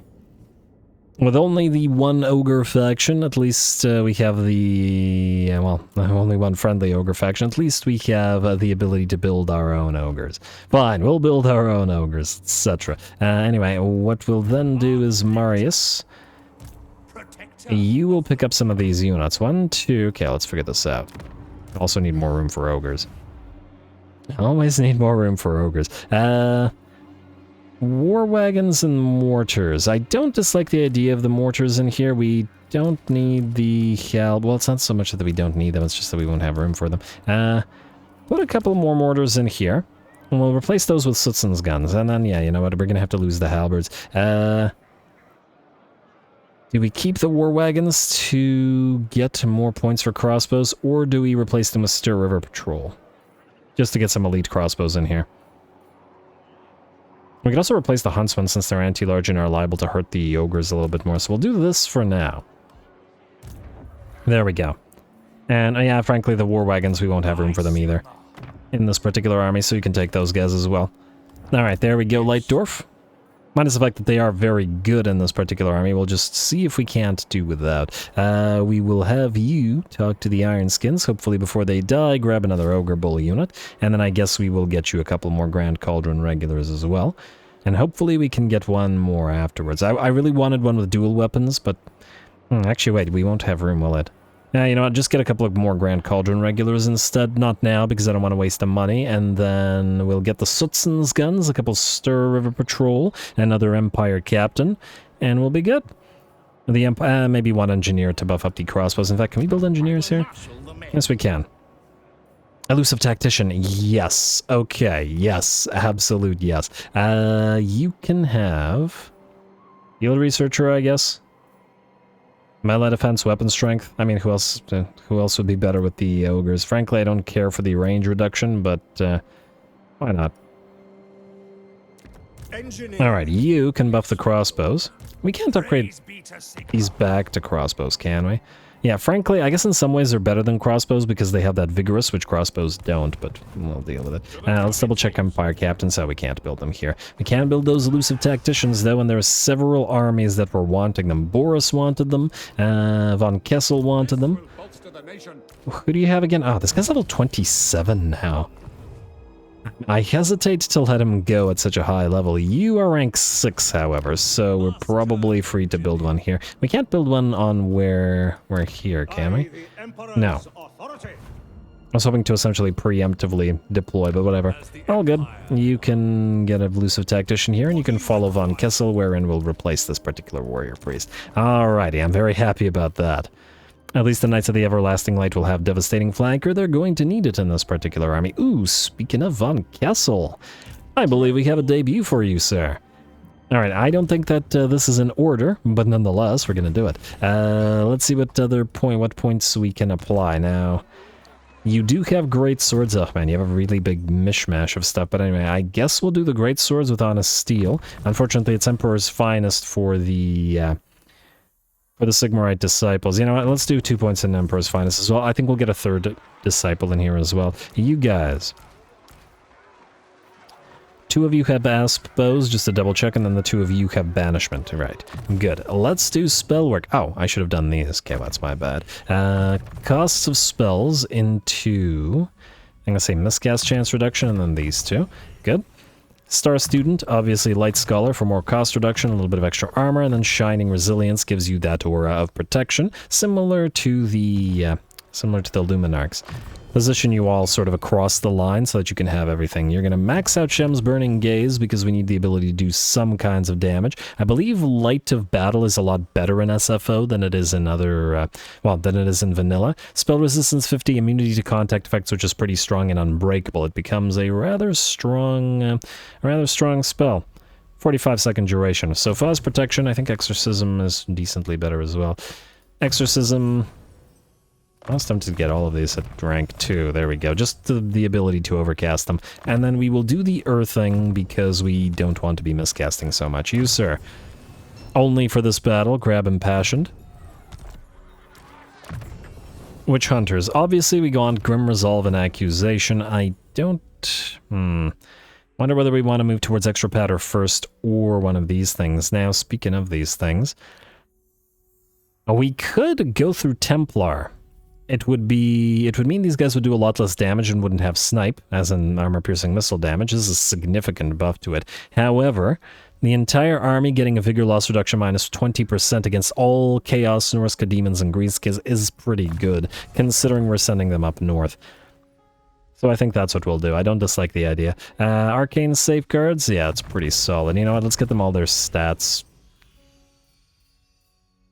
And just to double check, yeah, I guess we'll ignore the undead thing for now.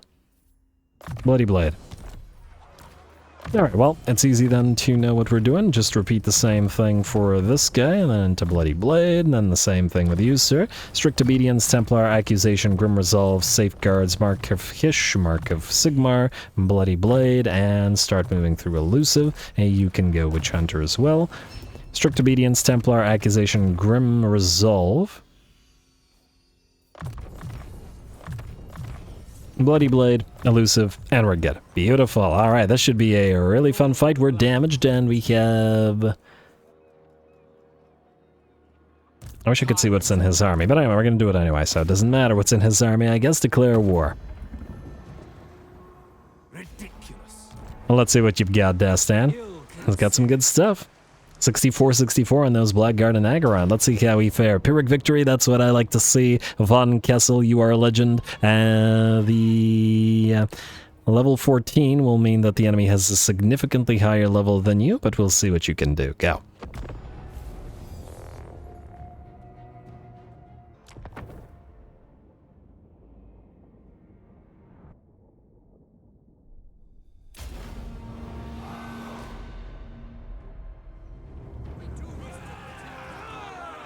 Alrighty, here we go. Wow, this island is really, really bright compared to some of the other territories. It's kind of interesting. Anyway, here we go. The debut battle of Stefan von Kessel's army should be pretty fun. And ooh, our first Luminarchs are firing away at the enemy. Let's see how well they do with their first volleys. Of course, the enemy is firing back at us at the same time.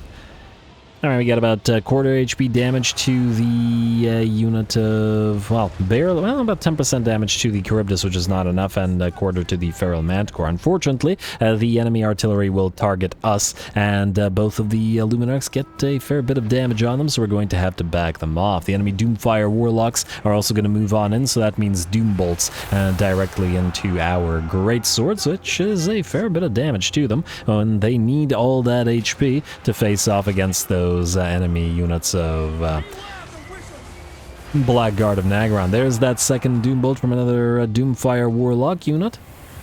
And, ooh, I love the glow of the lances lighting up the darkness in the forest from the Knights of Everlasting Light. Also, the Doomfire Warlocks have a pretty solid amount of physical resistance, as I recall, 40%.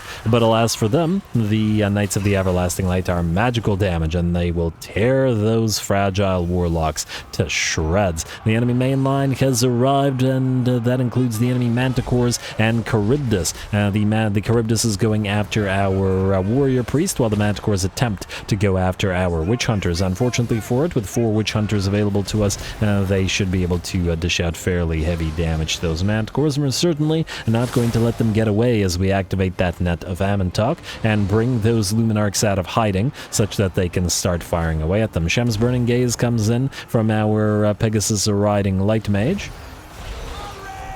And the battle continues. Over in the back line, you can see our cavalry has arrived and is menacing the enemy range units. Great Swords facing off against the enemy units of a Blackguard of Nagaron in the center as well. Though these Great Swords are, well, okay, I mean, Great Swords aren't on the level with Blackguard of Nagaron, so we probably don't expect them to win without further levels in veterancy and buffs.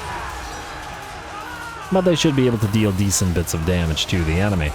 Manticores are out. Charybdis has collapsed as well, though it does look like a unit of Doomfire Warlocks has made it to our back line. Once again, we simply chase them down with those Knights of the Everlasting Light, which are a very solid counter to them.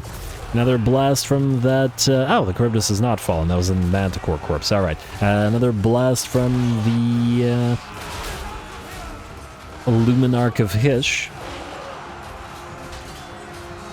But I don't think that the Luminarch will be bringing this thing down, at least not right now, as the Charybdis is shattered and is attempting to escape. The fight as yet continues on the main line. We have moved our units of Knights of the Everlasting Light to reinforce, as they do have that nice blinding radiance on them to debuff the enemy and help out our front lines. The other Knights have taken a fair bit of damage over in the back lines. However, we can see that they've dropped by about 50%, or 2 of them have dropped by about 50% of their HP, and the culprits are probably largely the Blackheart Corsairs, with handbows, 5,000 damage, 14 kills on this one, for example, and they do a solid missile damage with anti-large bonus as well. So it does make sense. Alrighty, Charybdis still booking it on out of there. Maybe we can take a shot at it with one of our Luminarchs to make sure that it doesn't escape so that the auto-resolve doesn't screw us over. But that said, the battle is very nearly ours. There it is, and let's see if this one manages to hit the Charybdis. And it does indeed. Beautiful. And Big Boy goes down. Of course, and a few of the Blackheart Corsairs and go flying as well. Lovely. There's some great lighting in this particular battle. Everything is, well, I mean, I guess it's an Elven, no, it's a Bretonnian territory. Interesting.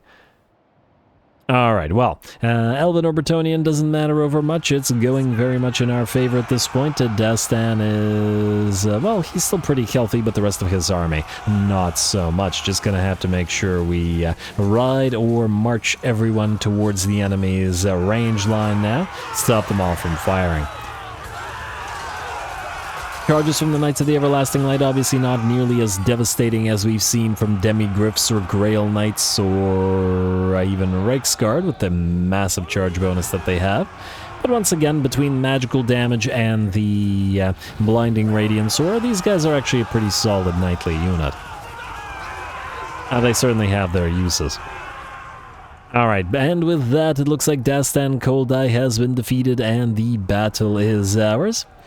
And again, you gotta remember, this army will get a fair bit stronger once the witch hunters will be able to summon 4 retinues on the field. Anyway, a lovely little fight. Obviously, we had no real reason to declare war and attack this army, other than the fact that we wanted to get this battle.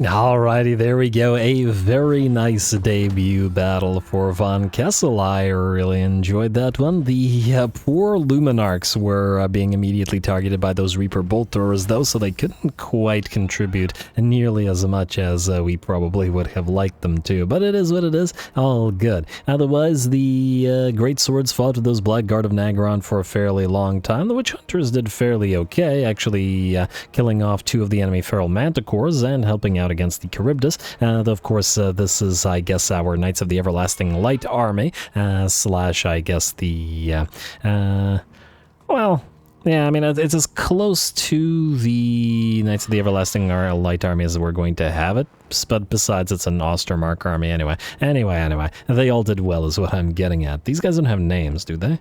They do not. But I guess it's a very specific sort of knightly order, so anyway, a lovely fight. We will heal up because we need to chase down what remains of the enemy, and ooh, I hope that the auto-resolve doesn't hate Luminarchs. This we're about to find out. Oh, we can chase you down, but then we'll suffer attrition immediately afterwards if we can't. I'm just gonna hope that we can go here. I guess we're about to find out. Sorry, Luminarchs, I'm just gonna hope that you don't die. Oh, wait, you know what? Just in case, let's level up Von Kessel a little bit more because we can go through Honest Steel towards Emperor's Finest, towards Rally, and then most importantly, Strength of Hardship, which will give the rank 7 Great Swords additional power, which might help with the auto-resolve. We're gonna quick save this because obviously we don't want to lose the Luminarchs because that would be silly. Auto-resolve. Let's see what it says about them.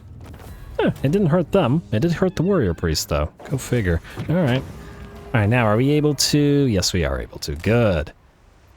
Alright, you're not healing, but at least you're not suffering attrition, man. I guess maybe we should land again in Bretonnian territory. Sorry, Von Kessel, but it was worth it. Dastan Koldai is a pretty good army. One of the better of the rogue armies as well. Oh! Sky Titan String. Enable Shield Breaker range plus 15 missile strength. I think I know where we're going to put you. Alright. Anyway, I believe with that... Well, actually... We still got a little bit more that we can do. Alright, let's get to doing that. Let's see who else needs to move. Von Kessel was unfortunately out of order, so we're going to just have to find him. Gustav Schneider is next. You're going to move this way. I would like you to move in the camp stance just in case, though, because I don't trust it. Gelt, you unfortunately cannot reach Bloodfen by the looks of it. Very close, but can't quite reach it. I mean, I guess we could go up this way, but probably this place isn't as important. This would mean crossing the river anyway, but then these guys are recruiting here, which would mean they'd go up this way. Damn it. Alright, well, these guys are getting annoying. But it is what it is. Let's cross, and let's move towards them. And unfortunately, I just gotta remember to send the Tech Thief here next turn before moving Gelt. I hope I do remember. Not always the case. Oh, you know what? Let's do a quick round of naming while we're at it. I think I forgot to name stuff last. Well, I think I named like a couple of things last episode, but we should continue. I had a ton of name for Reichsguard, so let's do at least a couple. Peacekeepers. Wait, Peacekeepers. Palatine Sentinels. And let's do Ironclad Lancers. There we go. Kurt Helborg's army definitely deserves to have at least some named units, at least for now. Also, we might as well get started with a couple of these guys. We don't have a lot of cannons, so we can name you. Feldsturm's Revenge. And Drake Stoppers. Like so. And Well, you know, that's good enough for now. Don't want to waste too much time. We'll just do more next time. Anyway, who was next? If I can find you. That was Von Kessel. Wait, who was before Von Kessel? That was Gelt. Okay, so we have moved Gelt, so we don't need to move him again. Now, Wolf from Blaze. Still keep delivering that steam tank to Elspeth. And Boris. Todbringer, that is. Alright, let's... Yeah, there we go. Almost forgot to move those tech thieves. Let's move you all in. And now, Boris, you're going to head Strovengard. To war! Which is the enemy, it's not their capital, it's just, interesting that they were able to level it to tier 5, and oh wow, really, it'll kill off the things in the woods. We might fight this next episode, or I might do it between the episodes. Frankly, it doesn't look like much of a fight. I mean, we, compared to the WULFRIK fight that we did, probably not as worthy of our time and effort. Gustav Hall, why are you, oh, because you traded Marius. Yeah, you know what, stay here. Might use you as a helpful auto-resolve army. Baldric Stroam, you're gonna head to Thessos. And we'll give them a chance to sally out. All or nothing. All or nothing indeed. Alrighty, who is next? That was Baldric Stroam. I went right to where you are. Good job, Ruinous. Anyway, Recruiter doesn't need to move. Land Admiral, you are waiting for stuff. That hasn't changed. And, actually, you know what? I think most of the remaining moves are probably of the not-so-interesting variety. Okay, wait, let's do this. You will transfer the gyrocopters. Wolfheart, you're good for now. Oh, this guy's here. But anyway, I'd really like to grab the Great Ohm, so grab the Black Bog and then rapidly move to Great Ohm. Let's see if these guys react to this at all. Colonize. Don't collect income, but do upgrade this immediately. And if we could take the Isle of Wights as well, we'd have some green territory here that we'd be a little bit more inclined to keep. The elves are in trouble, but that actually works reasonably well for us in this particular situation, so it is what it is. Maybe they should have taught us high magic, just saying. Maybe they brought this upon themselves. Land Admiral, you're waiting for the recruits of Volmir von Rakov, Kurt Helborg. You need to move up northward. I haven't decided whether you're going to go this way or not yet, but we'll deal with that in a bit. Builder, I'll move you between the episodes as part of the admin, I think, this time around. And Troop Train, I guess you're going to head here to deal with some of those Norskins. While Jurgen... Oh, he's already moved this turn. Alright, fine. Siegfried Schneider. Oh, right, we got this little fight. I mean, it's a little fight, but... might be fun enough. We haven't seen the Stubborn Bulls in action, ever. So we might as well fight the little fight to end off this episode. Go.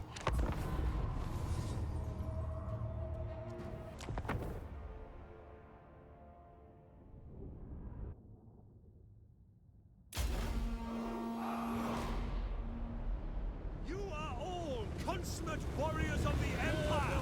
Feast this day. Hear the sonic. Our victory is certain. Alrighty, here we go. Knights of the Stubborn, or the Stubborn Bulls, rather, looking pretty darn good.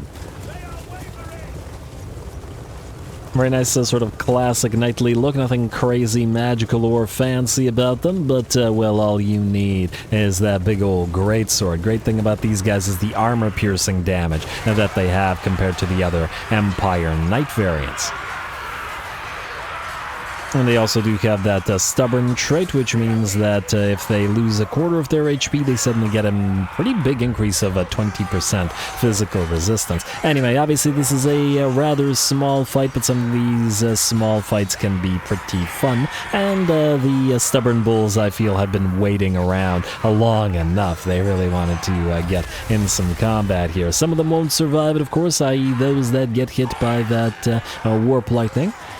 But that's just the nature of the game when fighting against the Skaven. Over on the left flank, we also have our Bretonnian units helping out, our handgunners going after the enemy assassin, which is nearly done for. Let's watch this charge from some of those mounted yeomen as they have sighted an enemy unit of night runners with slings, and it looks like they have enough mass to bowl them over. We'll see if they have enough damage to do some... Well, the actual charge didn't do all that much, maybe 10-15% of the damage, but now that the mounted yeomen are stuck in, and considering that these are night runners with slings rather than shuriken, they're pretty darn fragile and should be torn to shreds by the mounted yeomen.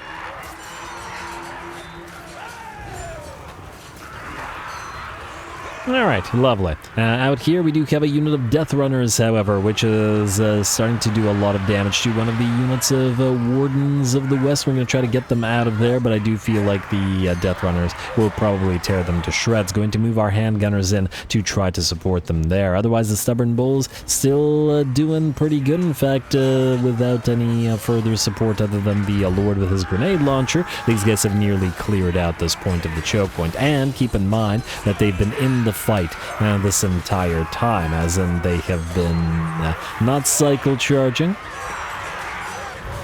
Well, their charge bonus is only 45, so it's nothing crazy compared to the Lance units of Knights.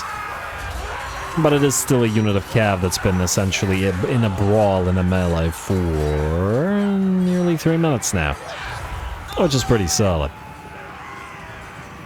And there we go. With that, these Stubborn Bulls prove their worth in their debut battle. The enemy army shatters, and the battle will be ours. We'll be seeing plenty more of these great sword-wielding knights over future battles. A lovely little fight.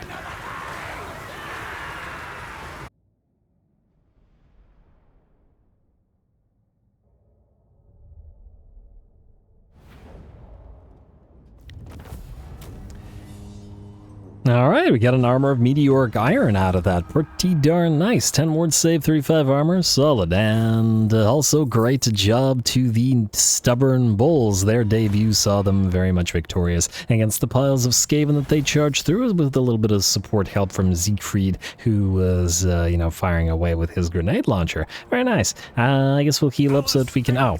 I was about to say so we can auto-resolve what remains here. Oh, actually, no, it was a good idea to heal up because there's another army moving in. Mr. Chargelock. Alright, well, fair enough. Alright, well, I guess we're going to move up here then.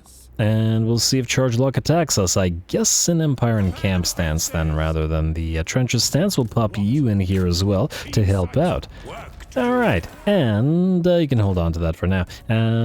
Yes, we can... Well, I guess it was their debut, and I know that we have at least one name for the Stubborn Bulls. Order of the Red Horn. Lovely. Alright, anyway, folks, with that, we're out of time. I'm going to call the episode here. We have started to make our way across the mountains. The Knights Panther army is on the way, and we'll, I think, start recruiting the Myrmidia Knights of the Blazing Sun army next time around as well. We got one turn until our next confederation, whether it be Sigmar's Heim for the territory swappage, or whether it be Stirland or Talabekland for their additional Elector state troops. Probably one of them, admittedly, just so that we can then pop off a requisition immediately after recruiting them for the additional state troops. Otherwise, we got lots of fights to go in Norska, as we saw that the World Walkers and Villages faction are both pretty massive empires. WULFRIK, or Wolfheart rather, has arrived, and we'll be looking to hunt down Be'lakor and grab a few territories out here as well. Gotta win the Albion Bowl for these idiots, since they were unable to do so themselves. Anyway, lots more stuff to do, so stay tuned for more Karl. Don't forget to leave those likes and comments below. All glory to the algorithm, and thanks for watching.